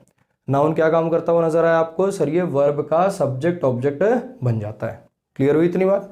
अब ये नाउन कॉमन वाले को मैं थोड़ा सा यहाँ लिख देता हूँ, ठीक है, ये नाउन है, कॉमन है ऐसा, ठीक। तो हमने क्या देख लिया कि नाउन सब्जेक्ट बन जाता है, नाउन ऑब्जेक्ट बन जाता है, इतनी चीज हमने जान ली। बढ़े हम आगे, चलो जी आ जाओ। अब मैं क्या करता हूँ, अब मैं ना ये बुक के आगे जो फुल स्टॉप लगा होता है ना, इसको हटा देता हूँ और यहाँ पे क्या लिख देता हूँ, एक वर्ड लिख देता हूँ। अपन एक वर्ड लिख लेते हैं, मान लो यहाँ पे फ्रॉम, ये लिख लिया अपन ने, ठीक है। अब मुझे बताओ यहाँ फुल स्टॉप लगा के हम सेंटेंस खत्म कर सकते हैं क्या? Mohan bought a book from, कर दें खत्म? बोलो, सोचो। सर कुछ अटपटा सा लग रहा है, क्यों, दिक्कत क्या है? सर दिक्कत तो नहीं पता, लेकिन कुछ ना कुछ अटपटा जरूर लग रहा है। Mohan bought a book from, यहाँ तो खत्म नहीं होगा सर, दिक्कत नहीं पता मुझे, लेकिन ये अटपटा जरूर है, यहाँ खत्म नहीं होगा। दिक्कत मैं बता देता हूँ, ठीक है। खत्म यहाँ पे नहीं होगा। दिक्कत क्या है? दिक्कत ये है कि जैसा कि मैंने आपको एक बताया कि हर वर्ड को अलग अलग काम दिया गया है। जैसे इसका क्या काम है, वर्ब का, एक्शन को रिप्रेजेंट करना, कार्य को रिप्रेजेंट करना, ठीक है। सब्जेक्ट ऑब्जेक्ट बनने का काम किसको दे दिया? नाउन को या फिर प्रोनाउन को। प्रोनाउन कुछ नहीं होता, जैसे आपने सुन रखा होगा I, we, you, he, she, it, they, ये सब क्या होता है? प्रोनाउंस होते हैं। प्रोनाउन का काम क्या होता है? नाउन की जगह पे आना। फॉर एग्जाम्पल आपको मैं कह दूं कि सचिन पे ऐसे लिख दो, Sachin is a cricketer, Sachin lives in Mumbai. ऐसा कि सचिन इज ए क्रिकेटर या फिर ही लिव्स इन मुंबई, है ना। तो नेक्स्ट सेंटेंस में सचिन की जगह पे क्या लिख देंगे? ही लिख देंगे। तो बेसिकली है क्या? प्रोनाउन कुछ नहीं है। प्रोनाउन जस्ट एक वर्ड है जो नाउन की रिपीटिशन को बचाने के आता है, बचाने के लिए यूज किया जाता है, ठीक है। बार बार एक ही नाउन को ना लिखना पड़े तो उसकी जगह पे हम क्या लिख देते हैं? प्रोनाउन लिख देते हैं। ये I, we, you, he, she, it, they, ये सब क्या होते हैं? प्रोनाउंस है, ठीक है। काम क्या आते हैं? एक नाउन की रिपीटिशन को बचाने के। अब एक चीज समझना, ग्रामर में क्या काम करते होंगे? अगर ये नाउन की जगह पे आ रहे हैं तो काम भी तो वही करेंगे ना जो नाउन करता है, ठीक है। तो बेसिकली जो काम नाउन करता है वही काम क्या कर देता है? प्रोनाउन कर देता है, ठीक है। अब एक चीज समझना, एक एग्जाम्पल से समझोगे, जहां मैं पहुंचाना चाह रहा हूं वहां किसी लिए एक छोटा सा एग्जाम्पल से मैं आपको चीजें क्लैरिफाई करूंगा कि जैसे आपको क्या बताया, हर पार्ट्स ऑफ स्पीच का अपना अपना काम होता है, ठीक है। अब लेट से आपको बताया ना अभी, वर्ब का काम है एक्शन को रिप्रेजेंट करना, सब्जेक्ट ऑब्जेक्ट बनने का काम किसका है? नाउन या प्रोनाउन का काम है। अब एक चीज समझो, मान लो यहाँ पे ये जो बुक है ना, इससे पहले जो मैंने हल्का सा निशान लगाया, सोचो यहाँ पे लिखा हो फेमस, या सोचो यहाँ पे लिखा हो कॉस्टली, कुछ मर्जी सोच लो। Mohan bought a famous book, Mohan bought a cheap book, Mohan bought a costly book, आप कुछ मर्जी सोच लो, ठीक है। मुझे बताओ वो जो शब्द है वो आखिर कर क्या रहा है? सर ये ना बुक की विशेषता सी बता रहा है। मोहन ने कैसी किताब खरीदी? मोहन ने एक फेमस बुक खरीद ली। कैसी किताब खरीदी? मोहन ने कॉस्टली बुक खरीद ली, चीप बुक खरीद ली, बिग बुक खरीद ली। तो बेसिकली उस वर्ड ने क्या किया? इस बुक की विशेषता बताई कि नहीं बताई? वो वर्ड है क्या जी? वो वर्ड है एडजेक्टिव। जिसे आप हिंदी में विशेषण कहते हो ना, वो वर्ड वही वर्ड है। समझ में आया क्या कहना चाह रहा हूँ? हर वर्ड को अपना अपना एक काम दिया गया है। तो एडजेक्टिव का क्या काम है? एडजेक्टिव का काम है एक नाउन या फिर प्रोनाउन की विशेषता बताना, ठीक। एडजेक्टिव डिटेल में भी कराऊंगा, अभी जैसे नाउन की बेसिक्स चल रहा है ऐसे एडजेक्टिव का बेसिक आएगा, लेकिन इतना याद रह जाएगा ना अभी, सब्जेक्ट ऑब्जेक्ट बनना काम किसका है? नाउन या प्रोनाउन का। एक्शन को रिप्रेजेंट करना काम किसका है? वर्ब का। नाउन या प्रोनाउन की विशेषता बताना काम किसका है? एडजेक्टिव का, जिसे आप हिंदी में कहते हो विशेषण। इतनी बात आ गई समझ में? अब नेक्स्ट बात क्या है समझना, मुझे एक छोटी सी कॉमन सेंस की बात है यार। मुझे एक बात बताओ, एडजेक्टिव ग्रामेरियंस ने एडजेक्टिव इंग्लिश ग्रामर में इसलिए बनाया गया ताकि एक नाउन या प्रोनाउन की विशेषता बता सके। तो क्या ये बात पॉसिबल है कि एक सेंटेंस में एडजेक्टिव तो आ रहा हो लेकिन ऐसा कोई नाउन प्रोनाउन लिखूं ही ना जिसकी विशेषता बतानी हो? ये बात पॉसिबल है क्या? नहीं है पॉसिबल। ऑब्वियस बात है ना कि अगर एक एडजेक्टिव लिखा गया तो ऐसा कोई नाउन या प्रोनाउन जरूर होगा उस सेंटेंस में जिसकी विशेषता बतानी है, हाँ कि ना। तो समझना, ये कुछ वैसा ही है यार कि आदमी कोई गंजा है और आप उससे पूछ रहे हो तेरे पास कंघी है क्या? अरे एडजेक्टिव तभी आएगा जब नाउन या प्रोनाउन होगा, और आदमी के पास कंघी होगी तब जब उसके पास बाल होंगे। अब स्टिपनी किस लिए यूज करते हैं? स्टिपनी इसलिए यूज करते हैं गाड़ी पंचर हो जाए तो टायर चेंज करने काम आ जाएगी, है ना। जिस आदमी के पास गाड़ी नहीं होगी उस आदमी के पास स्टिपनी क्या करेगी? समझ में आई क्या कहना चाह रहा हूँ? तो बेसिकली एडजेक्टिव अगर इसलिए बनाए गए हैं ताकि एक नाउन या प्रोनाउन की विशेषता बता सकें, तो अगर एडजेक्टिव आया तो नाउन या प्रोनाउन जरूर होगा। ऐसा कैसे हो सकता है कि मैं यहाँ पे बुक तो लिखूं नहीं और एडजेक्टिव लिख दूं, he bought a famous, he bought a big, चलेगा क्या? नहीं चलेगा ना। तो बेसिकली अगर कोई एडजेक्टिव आया तो कोई नाउन या प्रोनाउन जरूर आएगा। अब ये जो आपको कॉन्सेप्ट दिया ना, इसी कॉन्सेप्ट का मैं अभी यूज लूंगा, ठीक है। आपको एक वर्ड बता रहा हूं मैं, पहले उसको देख लो। वो वर्ड क्या है? प्रीपोजिशन। ठीक, सुन भी रखा होगा आप सबने। प्रीपोजिशन की एक बार डेफिनेशन पे ध्यान देना। इट रिलेट्स, प्रीपोजिशन का काम क्या है? इट रिलेट्स अ नाउन और प्रोनाउन, ये एन ऑब्लिक पी का मतलब है नाउन और प्रोनाउन, विद अदर वर्ड्स, ये इसको थोड़ा सा इधर लिख देता हूं मैं, ठीक है, with other words of a sentence. इतनी बात आई समझ में? प्रीपोजिशन का काम क्या है? जैसे अभी बताया, हर पार्ट्स ऑफ स्पीच का अपना काम है। प्रीपोजिशन को अंग्रेजी में क्या काम दिया गया? प्रीपोजिशन को काम दिया गया है एक नाउन या प्रोनाउन को वाक्य के बाकी शब्दों के साथ रिलेट करना, ठीक है। इसका नाम ही देखो, प्री पोजिशन। नाम क्या है इसका? Pre position. समझ में आई इतनी बात? इसका काम क्या है? एक नाउन या प्रोनाउन से पहले पोजीशन लेकर, एक नाउन या प्रोनाउन से पहले पोजीशन लेकर उसे वाक्य के बाकी शब्दों के साथ रिलेट कर देना। इट रिलेट्स अ नाउन और pronoun with other words of a sentence. Preposition का काम क्या है? एक नाउन या प्रोनाउन से पहले पोजीशन लेकर इसे वाक्य के बाकी शब्दों के साथ रिलेट कर देना। तो फिर से वही कॉमन सेंस वाली बात कि अगर प्रीपोजिशन आई, इसको काम क्या सौंप रखा है? एक नाउन या प्रोनाउन से पहले लग जाना भाई तू और उसे वाक्य के बाकी शब्दों के साथ रिलेट कर देना। तो क्या ये बात संभव है? क्या ये बात संभव है कि प्रीपोजिशन तो लिख दूं, प्रीपोजिशन तो लिख दूं और उसके बाद कोई नाउन या प्रोनाउन लिखो ही नहीं? Mohan bought a book from, यही छोड़ नहीं सकते? क्यों नहीं छोड़ पा रहे? अब आ रहा जवाब समझ में? बेसिकली क्या है कि इस वर्ड का नाम है प्रीपोजिशन। इसे अंग्रेजी में काम क्या दिया गया है? इसे काम दिया गया है कि तू एक नाउन या प्रोनाउन से पहले लग जाना और उस नाउन या प्रोनाउन को वाक्य के बाकी शब्दों के साथ रिलेट कर देना। तो अगर यहां पर कोई प्रीपोजिशन लिखी है तो इसके बाद कोई नाउन या प्रोनाउन लिखना पड़ेगा, हाँ कि ना? लिखना पड़ेगा। अब एक चीज और समझना, ऐसा नहीं है कि दुनिया का कोई भी नाउन या प्रोनाउन यहां लाके पटक दोगे तो सही हो जाएगा। यहां पे लिख दूं क्या? Chair, Mohan bought a book from chair, चलेगा? Mohan bought a book from water, चलेगा क्या? नहीं चलेगा। तो सिर्फ पार्ट्स ऑफ स्पीच सही कर देने से काम नहीं चलेगा। आप जो सेंटेंस लिखोगे वो मीनिंगफुल होना चाहिए, ठीक है, वो सेंसिबल भी होना चाहिए। कुछ ऐसा नाउन या प्रोनाउन लिखना पड़ेगा जो इस सेंटेंस को सेंसिबल बना दे। सेंटेंस क्या होता है? Group of words that form a meaning. ऐसा ग्रुप ऑफ वर्ड्स जिसका एक मीनिंग हो। जब तक ये सेंटेंस मीनिंगलेस होगा तब तक ये सेंटेंस कहला ही नहीं पाएगा, हाँ कि ना? तो बेसिकली क्या है, आपको यहाँ पे एक वर्ड लिखना है जो इसको मीनिंगफुल बना दे। फॉर एग्जाम्पल अपन लिख लेते हैं दिल्ली, ठीक है। आप यहाँ पे और भी कुछ लिख सकते थे, Mohan bought a book from Ajay लिख सकते हो, फ्रॉम अ शॉप लिख सकते हो, फ्रॉम कोई प्रोनाउन लिख सकते हो, फ्रॉम मी, फ्रॉम हिम, ऐसा लिख सकते हो। आप कोई भी नाउन या प्रोनाउन ऐसा लिख सकते हो जो इसको सेंसिबल बना दे। मैंने लिख दिया मान लो दिल्ली। अब ये दिल्ली क्या हो गया? इस प्रीपोजिशन का ऑब्जेक्ट हो गया। जैसे वर्ब का ऑब्जेक्ट होता है ऐसी प्रीपोजिशन का भी ऑब्जेक्ट होता है। एक चीज समझना, बड़े ही ध्यान से सुनना, बहुत ही इंपॉर्टेंट पॉइंट है। प्रीपोजिशन आई, प्रीपोजिशन से राइट हैंड साइड को देखना शुरू करना। जो पहला नाउन या प्रोनाउन पकड़ में आ जाए वही क्या हो जाएगा? इस प्रीपोजिशन का ऑब्जेक्ट हो जाएगा। वर्ब का ऑब्जेक्ट कैसे देखा करते थे? वर्ब से बट या होम का रिप्लाई। प्रीपोजिशन का ऑब्जेक्ट कैसे देखना है? अब इसमें तो क्या हुआ, इसके जस्ट अगला वर्ड ही इसका ऑब्जेक्ट हो गया। लेकिन मान लो कोई ऐसा लिख दे, Mohan bought a book from a shop, from a shop, a article आ गया अब तो बीच में, या फिर कोई एडजेक्टिव लगा दे, from a big shop, big adjective हो गया और शॉप नाउन हो गया। अब समझना, प्रीपोजिशन के बाद राइट हैंड को देखना शुरू करो। फ्रॉम अ बिग शॉप मान लो यहाँ पे लिखा होता तो ये तो आर्टिकल हो जाता, वो ऑब्जेक्ट नहीं है। बिग एडजेक्टिव हो जाता, वो भी ऑब्जेक्ट नहीं है। शॉप ये नाउन है सर, शॉप शॉप्स ये तो कॉमन नाउन है, ये बनेगा प्रीपोजिशन का ऑब्जेक्ट।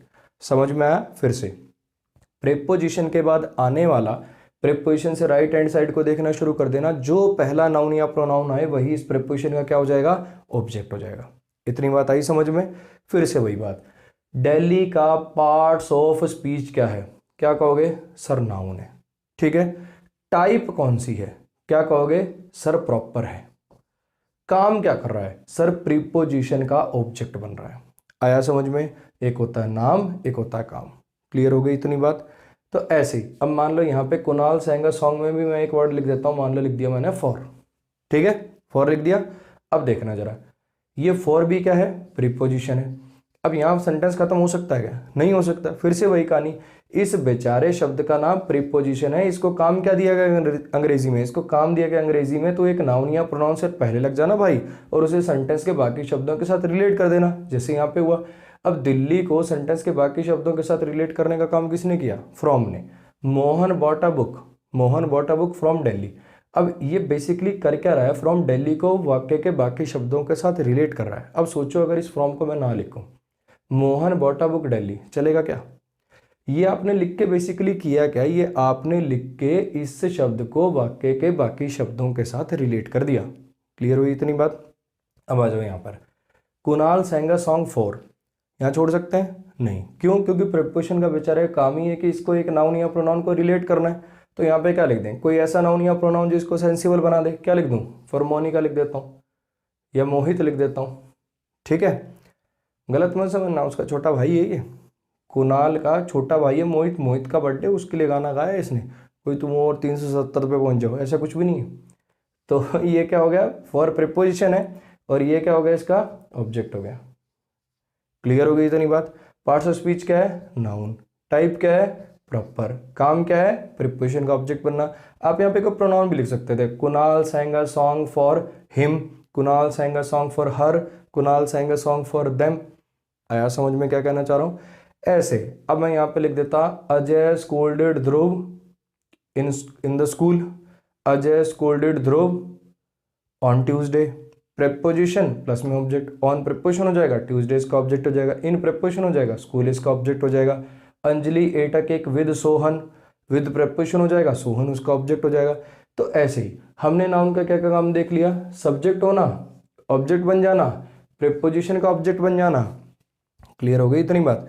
तो बेसिकली नाउन क्या क्या काम कर सकता है, वर्ब का सब्जेक्ट बन सकता है, वर्ब का ऑब्जेक्ट बन सकता है, प्रीपोजिशन का ऑब्जेक्ट बन सकता है। ये काम कौन कौन कर सकता है, नाउन या प्रोनाउन कर सकते हैं, ठीक है। प्रोनाउन का बेसिक पढ़ाऊंगा, प्रोनाउन कुछ नहीं है, प्रोनाउन बस नाउन का इक्विवेलेंट है। एक ही नाउन को दो दो बार ना लिखना पड़े उसके लिए हम क्या लिख लेते हैं, प्रोनाउन लिख लेते हैं। इतनी बात आई समझ में। अब एक छोटा सा पॉइंट यहाँ पे और समझना, ये जो वर्ड है ना प्रीपोजिशन, इसकी ये तो है किताबी डेफिनेशन। इसकी किताबी डेफिनेशन क्या है कि प्रीपोजिशन क्या करता है, एक नाउन या प्रोनाउन को सेंटेंस के बाकी शब्दों के साथ रिलेट करता है। अब इसकी समझना एक्चुअल डेफिनेशन, आखिर ये कर क्या रहा है। देखो, मोहन ने किताब खरीदी थी, ये सेंटेंस इतना था, यहाँ फुल स्टॉप लग जाता सही हो जाता ना, मोहन बॉट अ बुक, यहाँ बस खत्म, पहले भी इतना ही लिखा हुआ था। अब मुझे क्या करना है, मुझे एक नई इन्फॉर्मेशन ऐड करनी है, मुझे बताना है कि वो किताब दिल्ली से खरीदी गई, ठीक है। अब उसके लिए या तो मैं पूरा सेंटेंस दोबारा लिखूं, पूरा सेंटेंस दोबारा लिखूं, he bought that book, he went to Delhi, मतलब कुछ ना कुछ आगे कॉम्प्लेक्स सिचुएशन बना बना के बस ये बताने की कोशिश करूं, या the place from where he bought that book was Delhi. इतना लंबा क्लॉज लिखूं, अगला सेंटेंस बनाऊं बगैर मतलब। प्रेपोजिशन प्लस में ऑब्जेक्ट, क्या कर दिया, एक प्रेपोजिशन लिख दी, उसका ऑब्जेक्ट दिल्ली को बना दिया, और अब वो किताब कहाँ से खरीदी, दिल्ली से खरीदी, ये इन्फॉर्मेशन कन्वे कर दी। तो समझना एक्चुअल काम क्या है प्रीपोजिशन का, एक्चुअल काम है प्रीपोजिशन का सेंटेंस में नई इन्फॉर्मेशन ऐड कर देना, वाक्य में नई इन्फॉर्मेशन ऐड कर देना बिना पूरे सेंटेंस को रिपीट किए। ये काम किसकी मदद से हो गया, प्रीपोजिशन की मदद से। क्लियर हुई इतनी बात। प्रीपोजिशन का अंग्रेजी में काम क्या है, सेंटेंस में नई इन्फॉर्मेशन ऐड कर देना बिना पूरे सेंटेंस को रिपीट किए। समझ में आया प्रीपोजिशन का एक्चुअल काम। तो हमने नाउन का सब्जेक्ट बनना, ऑब्जेक्ट बनना, प्रीपोजिशनल ऑब्जेक्ट बनना, इतना काम देख लिया, ठीक है। अब सब्जेक्ट कॉम्प्लीमेंट करने वाला बनने वाला काम देखते हैं।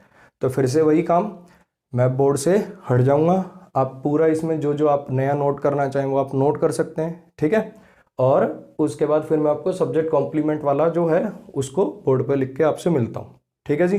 बोर्ड से हट रहा हूँ, आप वीडियो को पॉज करेंगे, आराम से इसको लिख लेंगे, फिर प्ले करना, मैं आपके साथ मिलता हूँ सब्जेक्ट कॉम्प्लीमेंट के साथ। तो चलिए अब नाउन का सब्जेक्ट कॉम्प्लीमेंट वाला काम भी समझ लेते हैं। देखो, अब ये वाला काम समझना हमें सब्जेक्ट कॉम्प्लीमेंट वाला, उसके लिए आप इस सेंटेंस को देखना जरा। अभी तक जितना हमने सीखा पहले इस सेंटेंस पे अप्लाई करते हैं, ठीक है। सिंग सैंग संग, ऐसा शब्द जो एक्शन को रिप्रेजेंट कर दे, कार्य को रिप्रेजेंट कर दे, जिसकी 3 फॉर्म में क्या हो जाएगा जी, वो वर्ब हो जाएगा। इतनी बात आ गई समझ में? ठीक है। अब ये काम हो रहा गाने का, इसको कर कौन रहा है? इसको कर रहा है अमन। तो ये क्या हो जाएगा जी इसका? ये हो जाएगा जी इसका subject. Aman is singing what? Aman क्या गा रहा है? अमन एक गाना गा रहा है। तो ये सॉन्ग क्या होगा जी इसका? ऑब्जेक्ट हो गया। क्लियर हो गई इतनी बात? ठीक है। अब फिर से वही बातें भी कर सकते हैं हम। इसका पार्ट्स ऑफ स्पीच क्या है? नाउन। टाइप क्या है? प्रॉपर। काम क्या है? वर्ब का सब्जेक्ट बनना। पार्ट्स ऑफ स्पीच क्या है? नाउन। टाइप क्या है? कॉमन। काम क्या है? वर्ब का ऑब्जेक्ट बनना। ये अक्षर क्या कर रहा है? ये अक्षर बेसिकली यहाँ पे है हेल्पिंग वर्ब। ये तो हर कोई जानता होगा, है ना, कि ये अगर मेन वर्ब है, ये अगर मेन वर्ब है, इससे पहले एक और वर्ब आपने लगा रखी है, तो वो किसका काम कर रही होगी? हेल्पिंग वर्ब का काम कर रही होगी। ठीक है, तो समझना जी। अब यहीं से अपना नेक्स्ट मतलब जो कॉन्सेप्ट है वो शुरू होगा। एक जैसे और वर्ब होती हैं, go, went, gone, drive, drove, driven, eat, ate, eaten, ऐसे ही एक वर्ब है बी। ठीक है, जैसे बाकी वर्ब की फॉर्म चलती हैं ऐसे बी की फॉर्म चलती हैं। ये बी की पहली फॉर्म है, इज, एम, आर, बी। ये तो देखो जानते होगे, सिंगुलर के साथ इज लगता है, आई के साथ एम लगता है, प्लूरल के साथ आर लगता है। ठीक, ऐसे मॉडल्स वगैरह के साथ विल बी लगता है, ही, विल, बी, ऐसे करके। ठीक है, मतलब कैन, कुड, मे, माइट, जब भी वर्ब की बेस फॉर्म की जरूरत होती है, देखो मैंने टर्म यूज कर दी बेस फॉर्म, इसको भी समझ लो। ये सारी फॉर्म है, सारी बी की फॉर्म है ना। जैसे मान लो गो है, अब गो की सारी फॉर्म होती है, जैसे गो, गोज, वेंट, गोन, गोइंग। ये हो गई सारी की सारी फॉर्म गो की। अब मैं अगर आपसे पूछूं कि इनमें सबसे बेसिक फॉर्म कौन सी है जिससे डिराइव हुई है सारी फॉर्म, तो आप क्या कहोगे? सर गो है। तो किसी भी वर्ब की वो फॉर्म, किसी वर्ब की वो फॉर्म जिससे सारी फॉर्म डिराइव होती है, वो कहलाती है उस वर्ब की बेस फॉर्म या बेसिक फॉर्म। समझ में आ गई इतनी बात? तो अगर कोई मुझसे पूछता है कि वर्ब की मतलब इस वर्ब की बेस फॉर्म बताओ, तो मैं सीधा कह देता हूँ वर्ब खुद। ईट वर्ब की बेस फॉर्म क्या है? ईट। ड्राइव की बेस फॉर्म क्या है? ड्राइव। स्लीप की बेस फॉर्म क्या है? स्लीप। आया समझ में? ऐसी बी वर्ब की बेस फॉर्म क्या हो गई? बी। तो जहां भी मैं कहूं बी वर्ब की बेस फॉर्म बताओ, क्या हो गई? Be form. बी वर्ब की बेसिक फॉर्म लगानी पड़ेगी यहाँ, तो फिर वो क्या लगानी पड़ेगी? बी लगानी पड़ेगी। इतनी बात आ गई समझ में? चलो आपसे अपने कॉन्सेप्ट पे आ जाते हैं। वॉज वर्ब ये पास्ट को दिखाने के लिए है, वॉज सिंगुलर के लिए, वर्ब प्लूरल के लिए, बीन तीसरी फॉर्म हो गई, और ये बीइंग इसकी आईएनजी फॉर्म हो गई। इतनी बात आ गई समझ में? अब समझना, अब इस सेंटेंस को देखो जरा। अमन इज अ टीचर, मुझे बताओ कि इसके अंदर वर्ब कहाँ है? अब काफी बच्चे कहेंगे सर इसमें तो वर्ब ही नहीं है, ये तो हेल्पिंग वर्ब है। हाँ कि ना? एक चीज दिमाग में बहुत अच्छे से फिट कर लेना, बिना मेन वर्ब के सेंटेंस नहीं हो सकता। बिना मेन वर्ब के सेंटेंस नहीं हो सकता। ठीक है, अब इसके अंदर अगर आपने कह दिया कोई मेन वर्ब नहीं है, तो सरासर गलत बोल रहे हो। क्लियर हो गई इतनी बात? तो मेन वर्ब तो इसमें है, और ऐसा शब्द जिसकी 3 फॉर्म हो, ऐसा शब्द जिसकी 3 फॉर्म हो, वही वर्ब बन पाएगा। अमन की 3 फॉर्म होती हैं क्या? अमन, अमंड, अमंड, टीचर, टीचर्ड, टीचर्ड। कर दूं क्या? इससे पहले देखो आर्टिकल भी लगा हुआ, आर्टिकल नाउन के साथ आते हैं। तो इसमें एक ही ऐसा शब्द है जिसकी 3 फॉर्म हो सकती हैं, और वो क्या है? और वो क्या है? ये इज। समझ में आया? बेसिकली बी की फॉर्म।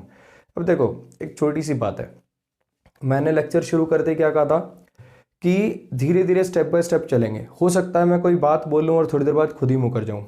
अभी थोड़ी देर पहले मैंने क्या कहा था, वर्ब एक ऐसा वर्ड होता है जो एक्शन को रिप्रेजेंट करे, कार्य को रिप्रेजेंट करे, जिसकी 3 फॉर्म हो। ठीक है, यहाँ पे जैसे कार्य हो रहा है गाने का, इसमें कोई कार्य हो रहा है? इसमें तो कोई कार्य नहीं हो रहा, फिर भी वर्ब है कि नहीं है? तो चीज़ों को धीरे धीरे सीखते चलेंगे। ठीक है, इसमें कार्य क्यों नहीं हो रहा, आखिर ये वर्ब बिना कार्य वाली कैसे, सब बातें अभी करेंगे। ठीक, थोड़ा सा पेशेंटली चीज़ों को सुनेंगे, समझेंगे तो जान जाएंगे हर बात को। ठीक है, अब एक बड़ी ही ज़रूरी लाइन बोल रहा हूँ, ध्यान से सुनना। इज यहाँ भी आ रहा है, इज यहाँ भी आ रहा है, लेकिन इस और इस इज में बहुत फर्क है। ये इज यहाँ पे क्या है? ये इज है यहाँ पर मेन वर्ब। समझना, एक लाइन बोल रहा हूँ, कॉन्सेप्ट उसी टाइम क्लियर हो जाएगा, ध्यान से सुनोगे तो। बी की फॉर्म यानी है सारे अक्षर, is, am, are, be, was, were, be, being, been, ये सब क्या है? ये सब बी की फॉर्म है। ये बी की फॉर्म यानी ये अक्षर अंग्रेजी में 2 काम करते हैं, और वो 2 काम क्या है? हेल्पिंग वर्ब बनना या मेन वर्ब बनना। 2 काम क्या है? हेल्पिंग वर्ब बनना या मेन वर्ब बनना।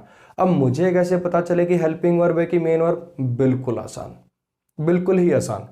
अगर इसके बाद कोई मेन वर्ब लिखी हो, is singing, am singing, was singing, were singing, has been teaching, जब भी ये बी की फॉर्म यानी इनमें से कोई अक्षर आ जाए और इसके बाद एक मेन वर्ब लिखी हो तब तो हेल्पिंग वर्ब हो गई, और इसके बाद अगर कोई और मेन वर्ब नहीं लिखी तब ये खुद ही क्या हो जाएंगे, मेन वर्ब हो जाएंगे। फिर से सुनेंगे, बी की फॉर्म इंग्लिश ग्रामर में दो काम करेगी, हेल्पिंग वर्ब बनना, मेन वर्ब बनना।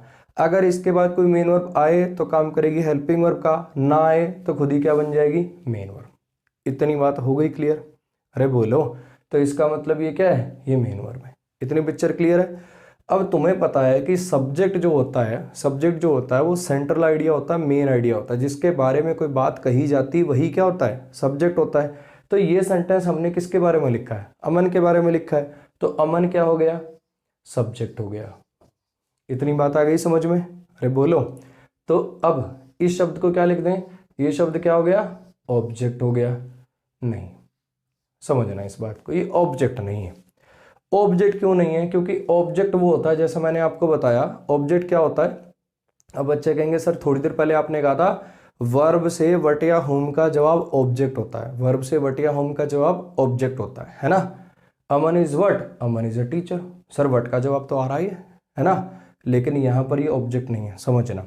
वहीं मैंने एक छोटी सी बात और भी बोली थी कि ऑब्जेक्ट क्या होता है, ऑब्जेक्ट वो होता है जो एक्शन का रिसीवर होता है, जिस पर कार्य किया जाए वो ऑब्जेक्ट होता है ना।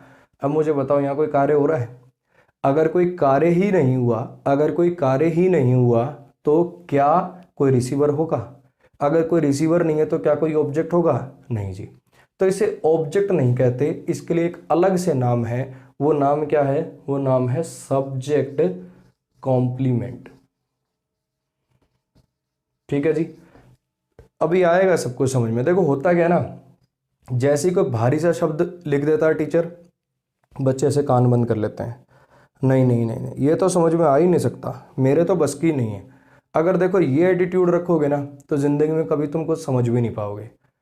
फिर बता रहा हूँ, ध्यान से सुन लो, एक बार नहीं, दो बार नहीं, 10-10 बार चीज़ें रिपीट करता हूँ मैं। और ऐसा नहीं है कि अगर ये सब्जेक्ट कॉम्प्लीमेंट समझ में नहीं आया तो फिर सारी ज़िंदगी नहीं आएगा।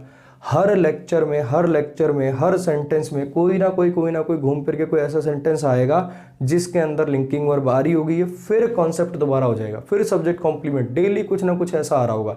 तो लोड लेने की जरूरत नहीं है, समझ में आज ही आ जाएगा, बशर्ते आप ध्यान से सुनो।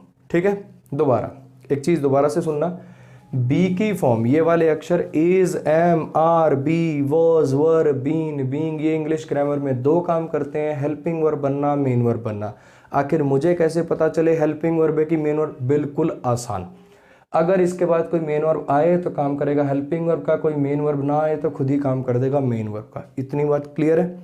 नेक्स्ट, अब समझना, सब्जेक्ट वो होता है या तो एक्शन का डूअर हो, और अगर कोई एक्शन ना हो रहा हो तो सब्जेक्ट कौन हो जाता है? जिसके बारे में बात करी जाए, सेंट्रल आइडिया, मेन आइडिया। ठीक है जी, नेक्स्ट बात अब है क्या, इसको ऑब्जेक्ट नहीं कहेंगे। इसको ऑब्जेक्ट क्यों नहीं कहेंगे? क्योंकि ऑब्जेक्ट बेसिकली उन सेंटेंसेस में आते हैं जिसके अंदर कोई एक्शन हो रहा हो। ठीक है, बेसिकली ऑब्जेक्ट होता कौन है? ऑब्जेक्ट वो होता है जो एक्शन का रिसीवर होता है। ठीक, इसमें वट या होम का जवाब वाला फंडा आप नहीं लगाएंगे। शॉर्ट में आप ऐसे याद रख सकते हो कि जब ये वाले शब्द मेन वर्ब का काम कर जाएं, तो उस सेंटेंस में कोई एक्शन नहीं होगा। जब ये वाले शब्द हेल्पिंग वर्ब भी होते हैं, मेन वर्ब भी होते हैं, जब इन शब्दों में से कोई शब्द मेन वर्ब का काम कर जाए तो उस सेंटेंस में कोई एक्शन नहीं होगा। ठीक है, जैसे यहाँ अमन इज अ टीचर, अमन एक टीचर है, इसमें कोई एक्शन हुआ क्या? जब ये शब्द मेन वर्ब का काम करेंगे तो इसमें कोई एक्शन नहीं होगा, और अगर एक्शन नहीं होगा तो ऑब्जेक्ट भी नहीं होगा। क्यों नहीं होगा? क्योंकि ऑब्जेक्ट बेसिकली है क्या? ऑब्जेक्ट होता है रिसीवर, जिस पर कार्य किया जाए। अगर ऑब्जेक्ट नहीं है तो फिर आखिर इसे कहते हैं क्या? इसे कहते हैं सब्जेक्ट कॉम्प्लीमेंट। इस टर्म को समझेंगे अभी, देखना। आपने मैथमेटिक्स में एक चीज पढ़ी होगी, कॉम्प्लीमेंट्री एंगल पढ़ रखा है। मान लो ये एक एंगल है, ठीक है, अब इसके अंदर से ये जो एंगल है ये 23 डिग्री का है, तो मुझे इसका कॉम्प्लीमेंट्री एंगल बता दो। जो हिंदी में मैथ पढ़ते पूरक कोण पढ़ा होगा आपने, पढ़ा है ना पूरक कोण, तो मुझे इस 23 का पूरक कोण बता दो कितना होगा। कैसे निकालते हैं पूरक कोण? 90 में से घटा करके, है ना। कैसे निकालते हैं पूरक कोण? 90 में से घटा करके कितना हो जाएगा? 67 हो जाएगा। अरे हाँ कि ना, सही कर रहा हूँ कि गलत? देख लेना भाई। 7 और 3 10 की 0, असल मिल गई 1, 6 और 2 8 और 1 9, पूरी होगी 90। ठीक है, तो बेसिकली कॉम्प्लीमेंट्री एंगल का मतलब क्या? 90 में से घटा कर देना। ठीक है, तो कॉम्प्लीमेंट्री एंगल को कॉम्प्लीमेंट्री एंगल क्यों कहते हैं? बताओ क्यों कहते हैं? क्योंकि वो एंगल को कॉम्प्लीमेंट कर देता है। पूरक कोण को पूरक कोण क्यों कहते हैं? क्योंकि वो कोण को पूरा कर देता है। कोण को पूरा कर देने से अर्थ है 90 डिग्री का कर देना। अब देखो, मैंने बीटेक कर रखी है और मैथ वैसे मेरा इतना बुरा नहीं है जितनी मैं एक्टिंग कर रहा हूँ। मैथ में भी ठीक ठाक मार्क्स थे मेरे जब पोस्ट मिली मेरे को। तो समझना बेसिकली है क्या, 360 डिग्री का कोण पूरा कोण होता है, ये मैं भी जानता हूँ। लेकिन कॉम्प्लीमेंट्री एंगल का नाम कॉम्प्लीमेंट इसलिए रखा गया है, एंगल को कॉम्प्लीमेंट करना, एंगल को पूरा करना। पूरा करने से वहां अर्थ है 90 डिग्री का कर देना। क्लियर होगी इतनी बात? कॉम्प्लीमेंट्री एंगल एंगल को कॉम्प्लीमेंट करता है। तो सब्जेक्ट कॉम्प्लीमेंट बताओ क्या करता होगा? सब्जेक्ट को कॉम्प्लीमेंट करता है, सब्जेक्ट के बारे में कुछ बताता है। इसने टीचर शब्द ने अमन के बारे में कुछ बताया कि नहीं बताया? अमन क्या है? अमन एक टीचर है। जो सब्जेक्ट को कॉम्प्लीमेंट कर दे, सब्जेक्ट के बारे में कुछ बता दे, उसे क्या कह देते हैं? उसे कह देते हैं सब्जेक्ट कॉम्प्लीमेंट। समझ में आ गया? अरे बोलो। अब देखना, यहाँ पे इस वर्ब का अगर ये वाले अक्षर, ये 8 अक्षर अगर मेन वर्ब का काम कर जाए, अगर ये 8 अक्षरों में से कोई एक अक्षर मेन वर्ब का काम कर जाए, तो उसका नाम पड़ता है लिंकिंग वर्ब। क्या नाम पड़ता है उसका? Linking verb. अब काफ़ी बच्चे कहते हैं अमन सर ना बड़े टेक्निकल टर्म बहुत यूज़ करते हैं। ठीक है, टेक्निकल टर्म कुछ भी नहीं है भाई। ध्यान से सुनोगे तो अभी 1 सेकंड में इसकी सारी टेक्निकलिटी निकल जाएगी। सुनो जरा ध्यान से, देखना। हर चीज़ लॉजिकल है, हर चीज़ का नाम बड़े सोच समझ के रखा गया है। कैसे? जो सब्जेक्ट को कॉम्प्लीमेंट कर दे उसका नाम क्या है? Subject complement. जो सब्जेक्ट और उसके कॉम्प्लीमेंट को लिंक करती हो, ऐसी वर्ब का नाम क्या है? Linking verb. ठीक, ये सारा कॉन्सेप्ट अभी दोबारा बता रहा हूं, बड़े ही ध्यान से सुनना। देखना कैसे। बी की फॉर्म माने ये 8 अक्षर, is, am, are, be, was, were, been, being, ये अंग्रेजी में 2 काम करते हैं, हेल्पिंग वर्ब बनना, मेन वर्ब बनना। सर मुझे कैसे पता चलेगा कि ये हेल्पिंग वर्ब है कि मेन वर्ब? बिल्कुल आसान। अगर इसके बाद मेन वर्ब आए तो कहना हेल्पिंग वर्ब है, ना आए तो कह देना खुद ही मेन वर्ब है। जब भी ये 8 अक्षर अंग्रेजी में खुद मेन वर्ब हो जाएं, जब भी 8 अक्षर अंग्रेजी में खुद ही मेन वर्ब हो जाएं, तो समझ जाना उसमें कोई काम नहीं होगा। ठीक है, और तब इसका नाम पड़ेगा लिंकिंग वर्ब। सोचने की जरूरत नहीं है कब नाम पड़ेगा लिंकिंग वर्ब कब नहीं। अगर ये 8 अक्षर, ये जो लिखे हुए हैं, अगर ये 8 अक्षर मेन वर्ब का काम कर गए तो इनका नाम पड़ेगा लिंकिंग वर्ब। सोचना ही नहीं है। ठीक, अब जब भी ये 8 अक्षर मेन वर्ब का काम करेंगे तो एक्शन नहीं होगा, ये लिंकिंग वर्ब हो जाएंगे। एक्शन नहीं होगा तो ऑब्जेक्ट नहीं होगा। यानी जब भी ये 8 अक्षर मेन वर्ब का काम करेंगे, इनके बाद कभी भी ऑब्जेक्ट नहीं आएगा। तो फिर इनके बाद आएगा क्या? इनके बाद आएगा सब्जेक्ट कॉम्प्लीमेंट। इसका नाम लिंकिंग वर्ब पड़ा ही इसलिए है, अगर ये वर्ब मेन वर्ब का काम करने लग जाए तो समझ जाना इस सेंटेंस में करना क्या चाहते हो। इस सेंटेंस में आप सब्जेक्ट के बारे में कुछ बताना चाहते हो। आदमी को ये मेन वर्ब तभी बनानी पड़ती है, हम इन अक्षरों को मेन वर्ब तभी बनाते हैं जब हमें किसी एक्शन को नहीं, किसी कार्य को नहीं दिखाना हो, हमें सब्जेक्ट के बारे में कुछ बताना हो। समझ में आया? अगर आपको किसी के बारे में भी कुछ भी बताना है, ठीक है, कोई एक्शन रिप्रेजेंट नहीं करना, आप उसके बारे में कुछ बताना चाहते हो, वो टीचर है, वो डॉक्टर है, वो लॉयर है, वो सिंगर है, आप उसके बारे में कुछ बताना चाहते हो, तो बेसिकली आपको क्या करना पड़ता है? लिंकिंग वर्ब लगानी पड़ती है। लिंकिंग वर्ब में क्या होता है? कोई एक्शन नहीं होता। इसका नाम लिंकिंग वर्ब क्यों है? क्योंकि इसको काम दिया गया है सब्जेक्ट और उसके कॉम्प्लीमेंट को लिंक करने का। समझ में आ गई इतनी बात? फिर से, बी की फॉर्म मेन वर्ब का काम कर दे उसे कहेंगे लिंकिंग वर्ब। क्यों पड़ता है इसका नाम लिंकिंग वर्ब? क्योंकि ये सब्जेक्ट और उसके कॉम्प्लीमेंट को लिंक करती है। जब भी बी की फॉर्म मेन वर्ब का काम करेगी उसमें कोई एक्शन नहीं होगा। कोई एक्शन नहीं होगा तो ऑब्जेक्ट भी नहीं होगा, क्योंकि ऑब्जेक्ट होता कौन है? जो एक्शन को रिसीव करता है। अगर कोई एक्शन ही नहीं हो रहा तो कोई रिसीवर नहीं होगा, कोई रिसीवर नहीं होगा तो फिर ऑब्जेक्ट भी नहीं होगा। तो फिर क्या आएगा? Subject complement. जैसे कॉम्प्लीमेंट्री एंगल एंगल को कॉम्प्लीमेंट करता है, जैसे कॉम्प्लीमेंट्री एंगल एंगल को कॉम्प्लीमेंट करता है, पूरक कोण कोण को पूरा करता है, ऐसे ये सब्जेक्ट का पूरक है, ये सब्जेक्ट को पूरा करता है, सब्जेक्ट के बारे में कुछ बताता है। समझ में आ गई इतनी बात? तो बेसिकली क्या किया इसने? सब्जेक्ट के बारे में कुछ हमें बता दिया। तो जो सब्जेक्ट के बारे में कुछ बता दे क्या कहलाया, सब्जेक्ट कॉम्प्लीमेंट। और एक ऐसी वर्ब जो सब्जेक्ट और उसके कॉम्प्लीमेंट को लिंक कर दे क्या कहलाई, लिंकिंग वर्ब। क्लियर हो गई इतनी बात। अब इसका पार्ट्स ऑफ स्पीच बता दो। टीचर का पार्ट्स ऑफ स्पीच क्या है, नाउन है, टाइप क्या है, कॉमन है। हर टीचर को टीचर कह सकते हो, हाँ कि ना। पार्ट्स ऑफ स्पीच नाउन है, टाइप कॉमन है, काम क्या कर रहा है, काम कर रहा है सब्जेक्ट कॉम्प्लीमेंट बनना। फिर बता रहा हूँ, एक होता है नाम, एक होता है काम, कंफ्यूज नहीं होना। Parts of speech noun, type common, काम सब्जेक्ट कॉम्प्लीमेंट बनना। इतनी बात हो गई जी क्लियर। अब समझना कहना क्या चाह रहा हूँ। बेसिकली क्या है, हमने नाउन का ग्रामर में एक्शन देखा कि नाउन ग्रामर के अंदर क्या क्या काम करता है। नाउन ग्रामर के अंदर क्या क्या काम करता है, बेसिकली क्या क्या काम करता है, सब्जेक्ट बनना, ऑब्जेक्ट बनना, प्रीपोजिशन का ऑब्जेक्ट बनना, सब्जेक्ट कॉम्प्लीमेंट बनना। ये वाला काम भी हमने देख लिया। एक नाउन ने सब्जेक्ट कॉम्प्लीमेंट का काम कर दिया ना, ठीक है।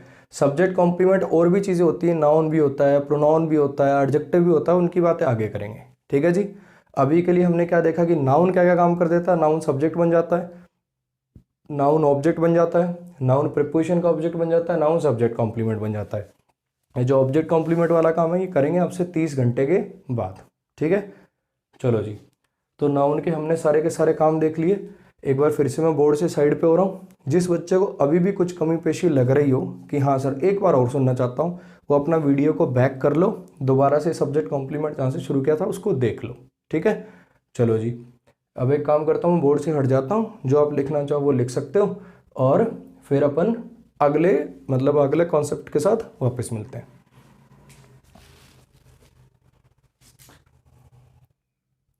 तो चलिए अब देखते हैं अपना अगला कॉन्सेप्ट। हमारा अगला कॉन्सेप्ट है parts of speech pronoun. Pronoun कुछ भी नहीं है, जैसा मैंने आपको थोड़ी देर पहले बताया, प्रोनाउन जस्ट एक नाउन इक्विवेलेंट होता है। ये एक ऐसा शब्द होता है जो नाउन की जगह पे लगाया जाता है। तो आखिर इसको नाउन की जगह पे लगाने की ज़रूरत क्यों है, समझना। अभी थोड़ी देर पहले जैसा मैंने आपको एग्जाम्पल दिया, मान लीजिए आप सचिन के ऊपर एक ऐसे लिखने लगे, है ना। तो हर सेंटेंस का अगर पहला वर्ड आप सचिन लिखेंगे, Sachin is a cricketer, Sachin lives in Mumbai, Sachin has played this much matches, this many matches, है ना। तो आप बार बार अगर सचिन लिखेंगे तो उस जो टेक्स्ट है वो बड़ा ही अजीब लगने लगेगा। तो एक टेक्स्ट में बार बार सेम वर्ड की रिपीटिशन को बचाने के लिए हमने क्या कर दिया, छोटे छोटे वर्ड बना लिए, और उन्हें क्या कहते हैं, प्रोनाउन। एक ही नाउन को बार बार रिपीट ना करना पड़े, जिसकी वजह से टेक्स्ट बहुत अजीब लगने लग जाता, तो उसकी जगह पे हमने क्या बना रखे हैं, प्रोनाउन। इतनी बात आ गई समझ में। प्रोनाउन कुछ भी नहीं है, बेसिकली प्रोनाउन एक ऐसा वर्ड होता है जो नाउन की जगह पे आता है। It stands for a noun, मतलब ये नाउन की जगह स्टैंड लेता है, नाउन की जगह पे आता है, ठीक है जी। ये तो हो गई इसकी डेफिनेशन। अब अगर ये नाउन की जगह पे आता है, तो आखिर काम क्या करता है, वही काम करेगा जो नाउन करता था। क्या काम करेगा, सब्जेक्ट बनेगा, ऑब्जेक्ट बनेगा, प्रीपोजिशन का ऑब्जेक्ट बनेगा, सब्जेक्ट कॉम्प्लीमेंट बनेगा। अगर ये नाउन की जगह पे आ रहा है तो काम भी तो वही करेगा ना भाई जो नाउन करता था। इतनी बात क्लियर है। चलो अब एक काम करते हैं, पहले इसको समझते हैं कि आखिर ये नाउन की जगह पे आ कैसे रहा है, ठीक है। अब मैं इस सेंटेंस को ब्रेक करता हूं। इतना तो सेंटेंस हमने ब्रेक करना सीख लिया था, है ना। वर्ब एक ऐसा वर्ड होता है जो एक्शन को रिप्रेजेंट कर दे, कार्य को रिप्रेजेंट कर दे, ठीक है। इसमें हो रहा है एक्शन खरीदने का, ये एक्शन किया किसने, अजय ने। तो अजय क्या हो गया, सब्जेक्ट हो गया। पार्ट्स ऑफ स्पीच क्या है, नाउन है, टाइप क्या है, प्रॉपर है। इतनी बात आ गई समझ में। अजय बॉट व्हाट, क्या खरीद लिया, बैग। ऑब्जेक्ट हो गया, पार्ट्स ऑफ स्पीच नाउन है, टाइप कॉमन है, ठीक है जी। फॉर प्रीपोजिशन है, प्रीपोजिशन के बाद आने वाला पहला नाउन या प्रोनाउन क्या हो जाता है, प्रीपोजिशन का ऑब्जेक्ट हो जाता है। ये हो गया जी इसका object. Parts of speech noun है, टाइप प्रॉपर है। यहाँ तक कोई दिक्कत।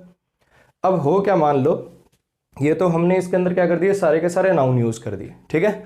अब मान लो तुम रूम के अंदर एंटर हुए, मान लो कि तुम अपने दोस्तों के रूम पे गए हो, तुम्हारे दो दोस्त हैं, तुम उनके रूम पे गए हो। तुम रूम पे गए तो तुमने देखा कि बेड पे ना कोई एक बैग पड़ा है, बिल्कुल नया बैग है, एक रैपर है, उसके ऊपर ट्रांसपेरेंट सा रैपर था, इसलिए आपको दिख गया कि इसके अंदर एक बैग है और वो लेडीज़ बैग है, ठीक है।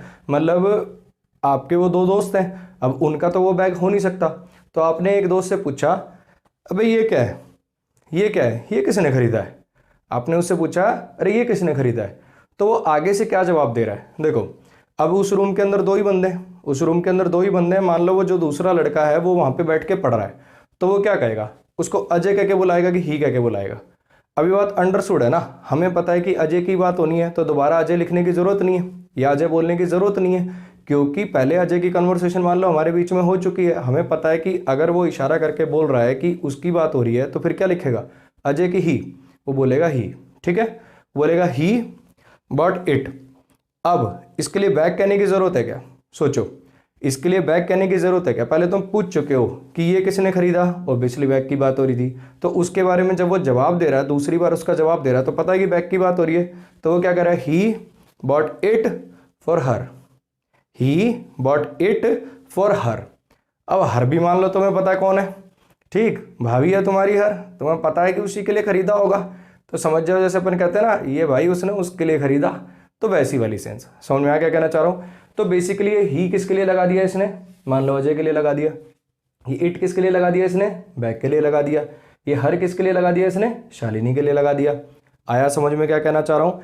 तो बेसिकली एक ऐसा वर्ड जो नाउन की जगह पे आ जाए, एक ऐसा वर्ड जो नाउन की जगह पे आ जाए, उसे क्या कह देंगे, प्रोनाउन। काम क्या कर रहा है, देखो फिर से वही बातें, बॉट फिर से वर्ब है, ये काम किया किसने, ही ने, तो फिर ये क्या हो गया, सब्जेक्ट हो गया। इस बार इसका पार्ट्स ऑफ स्पीच क्या हो गया, प्रोनाउन, ठीक है। आगे जब टाइप्स वगैरह पढ़ेंगे हम प्रोनाउन चैप्टर में तो जानेंगे कि पर्सनल प्रोनाउन है, ठीक, जो पर्सन की बात करते हैं ना, I, we, you, he, she, it, they, ऐसा, ठीक है। अब ये क्या हो गया, he bought what, he bought it, verb से बट या उनके रिप्लाई क्या होते हैं, ऑब्जेक्ट होते हैं। इसका पार्ट्स ऑफ स्पीच क्या है, इसका पार्ट्स ऑफ स्पीच भी प्रोनाउन हो गया, ठीक है जी। फॉर क्या हो गया, प्रीपोजिशन हो गया। प्रीपोजिशन के बाद आने वाला पहला नाउन या प्रोनाउन क्या हो जाता है, प्रीपोजिशन का ऑब्जेक्ट हो जाता है, तो ये क्या होगा जी, प्रीपोजिशन का ऑब्जेक्ट हो गया। इतनी बात में कोई डाउट कहीं भी, ठीक। दोबारा से सुन लो, एक नाउन की जगह पे आ जाए, एक नाउन की जगह पे आ जाए, क्यों आ जाए, ताकि उस नाउन की रिपीटिशन बचाई जा सके, ऐसे शब्द को क्या कह देते हैं, प्रोनाउन कह देते हैं। काम क्या करता है, वही काम करता है जो नाउन किया करता था। इतनी बात आ गई समझ में? चलो अब एक चीज़ यहाँ पे छोटी सी और समझना, कई बार जब मैं ये सेंटेंस कराता हूँ ना, इसमें मैंने सारे नाउन यूज़ कर रखे हैं और इसमें मैंने सारे प्रोनाउन यूज़ कर रखे हैं, तो बच्चा ना कई बार अपने दिमाग में और ही कॉन्सेप्ट बना लेता है कि सर कहीं ऐसा है क्या कि अगर नाउन से सेंटेंस की शुरुआत हो या सब्जेक्ट नाउन हो जाए तो सारे नाउन आएंगे, अगर सब्जेक्ट प्रोनाउन हो जाए तो सारे प्रोनाउन आ जाएंगे। नहीं मेरे भाई, ऐसा नहीं है। आप कहीं भी इंटरचेंजेबली यूज़ कर सकते हो, ठीक है। हो सकता है कि जो सुनने वाला है उसको नहीं पता हो, रेफरेंस क्लियर ना हो कि किसने खरीदा, तो फिर हो सकता है कि मैं यहाँ पे ही की बजाय अजय लिखना प्रेफर करूँ। वो बैग पड़ा था, अब उसने नहीं खरीदा, जो रूममेट सामने बैठा उसने नहीं खरीदा, किसी और ने खरीदा है, वो हमारा एक और दोस्त है, उसका नाम अजय है, मुझे पता है कि हाँ अजय ने खरीदा है, मतलब अजय को मैं जानता हूँ, तो उस बंदे ने, एक बार फिर से सिचुएशन क्लियर कर देता हूँ। तुम घुसे हो रूम के अंदर, यहाँ पे एक बंदा बैठा है जिससे आप ये सारे सवाल जवाब कर रहे हो, एक लड़का वहाँ पे टेबल पे बैठ के पढ़ रहा है, ठीक है। अब तुमने पूछा ये किसने खरीदा, ये किसने खरीदा, अगर ये उसने खरीदा होता जो सामने बैठ के पढ़ रहा है, हमें पता है कि उसकी साइड इशारा किया तो उसी की बात हो रही है, तो क्या लिख दिया, ही लिख दिया। लेकिन अगर मान लो ये किसी ऐसे बंदे ने खरीदा जो वहाँ पे नहीं है, तुम्हारा एक तीसरा दोस्त हो रहा है या उनका एक तीसरा रूममेट हो रहा है, कोई और वो गया हुआ है, तो वो बंदा क्या कहेगा, अजय ने खरीदा ये, अजय ने खरीदा ये उसके लिए, ऐसा। आया समझ में क्या कहना चाह रहा हूँ? तो यहाँ पे अजय भी लिख सकते हो, आप कोई दिक्कत नहीं है। ये प्रोनाउन का प्रोनाउन ही छोड़ दो, इसको भी प्रोनाउन ही छोड़ दो, और यहाँ पे क्या लिख दो, यहाँ पे लिख दो आप अजय। क्लियर हो गया? अब मान लो ऐसा हो सकता है दूसरी सिचुएशन, अब आप पूछ रहे हो कि यार उसका बर्थडे आने वाला है तो क्या खरीदा है, तो उसने क्या खरीदा उसके लिए, ठीक। अब मुझे पता है कि बात किसकी करनी है, इस लड़की की करनी है, उसने क्या खरीदा उसके लिए, तो ये वाला प्रोनाउन तो अंडरस्टूड हो गया, मतलब ये वाला नाउन अंडरस्टूड हो गया, इसके लिए मैं क्या लगा रहा हूँ, ही, ठीक है। और मुझे पता है किसका बर्थडे किसको देना वो भी अंडरस्टूड है, उसके लिए क्या लगा रहा हूँ, हर। और क्या खरीदा ये नहीं पता, तो फिर वो क्या जवाब दे देगा, he bought a bag for her. क्या खरीदा उसने उसके लिए, he bought a bag for her, तो यहाँ पे नाउन लिख दिया, ये दोनों प्रोनाउन छोड़ दिए, ये नाउन लिख दिया। और मान लो मुझे पता है कि ये खरीदा इसने, ये खरीदा बैग है, लेकिन अपने को ये नहीं पता किसके लिए खरीदा, जरूरी थोड़ी हर चीज़ अपनी भाभी को गिफ्ट करी जाएगी, तो हो सकता है कि इसने अपनी छोटी बहन के लिए खरीदा हो, अपनी मम्मी के लिए खरीदा हो, किसी के लिए भी खरीदा हो, तो फिर वो क्या बोलेगा, he bought it for Mrs Gupta, he bought it for his mother, कुछ भी लगा दो, मतलब ये दोनों प्रोनाउन छोड़ दिए और ये नाउन छोड़ दिया। तो ये सारे एग्जाम्पल से मैं आपको बेसिकली एक छोटा सा कॉन्सेप्ट बताना चाह रहा हूँ कि ऐसा नहीं है कि अगर प्रोनाउन से सेंटेंस शुरू हो गया तो सारे प्रोनाउन ही आएंगे, नाउन से सेंटेंस शुरू हो गया तो सारे नाउन ही आएंगे। आप इंटरचेंजेबली यूज करो, कोई दिक्कत नहीं है। Ajay bought a bag for her, यहाँ शालिनी की जगह हर लिखा होता तो ये गलत नहीं हो जाता। ठीक है, बस हर लिखने से ये बात क्लियर हो जाएगी कि जब ये दो आदमी कन्वर्सेशन कर रहे हैं तो पता है सुनने वाले को कि शालिनी की बात हो रही है। ठीक है, वो इस बंदे से मतलब इस पर्सन से नोन है, इसलिए उसने उसकी जगह पे क्या यूज कर रखा है, प्रोनाउन यूज कर रखा है। क्लियर हो गई इतनी बात, प्रोनाउन का कॉन्सेप्ट आ गया समझ में। एक छोटी सी चीज लगे हाथ यहाँ पे समझ ही लो, कुछ कुछ डिफरेंसेस होते हैं नाउन और प्रोनाउन में, हल्के हल्के कुछ डिफरेंसेस होते हैं नाउन और प्रोनाउन में, उनको समझना कैसे। एक सेंटेंस लिखता हूं मैं छोटा सा, राजेश हिट मी।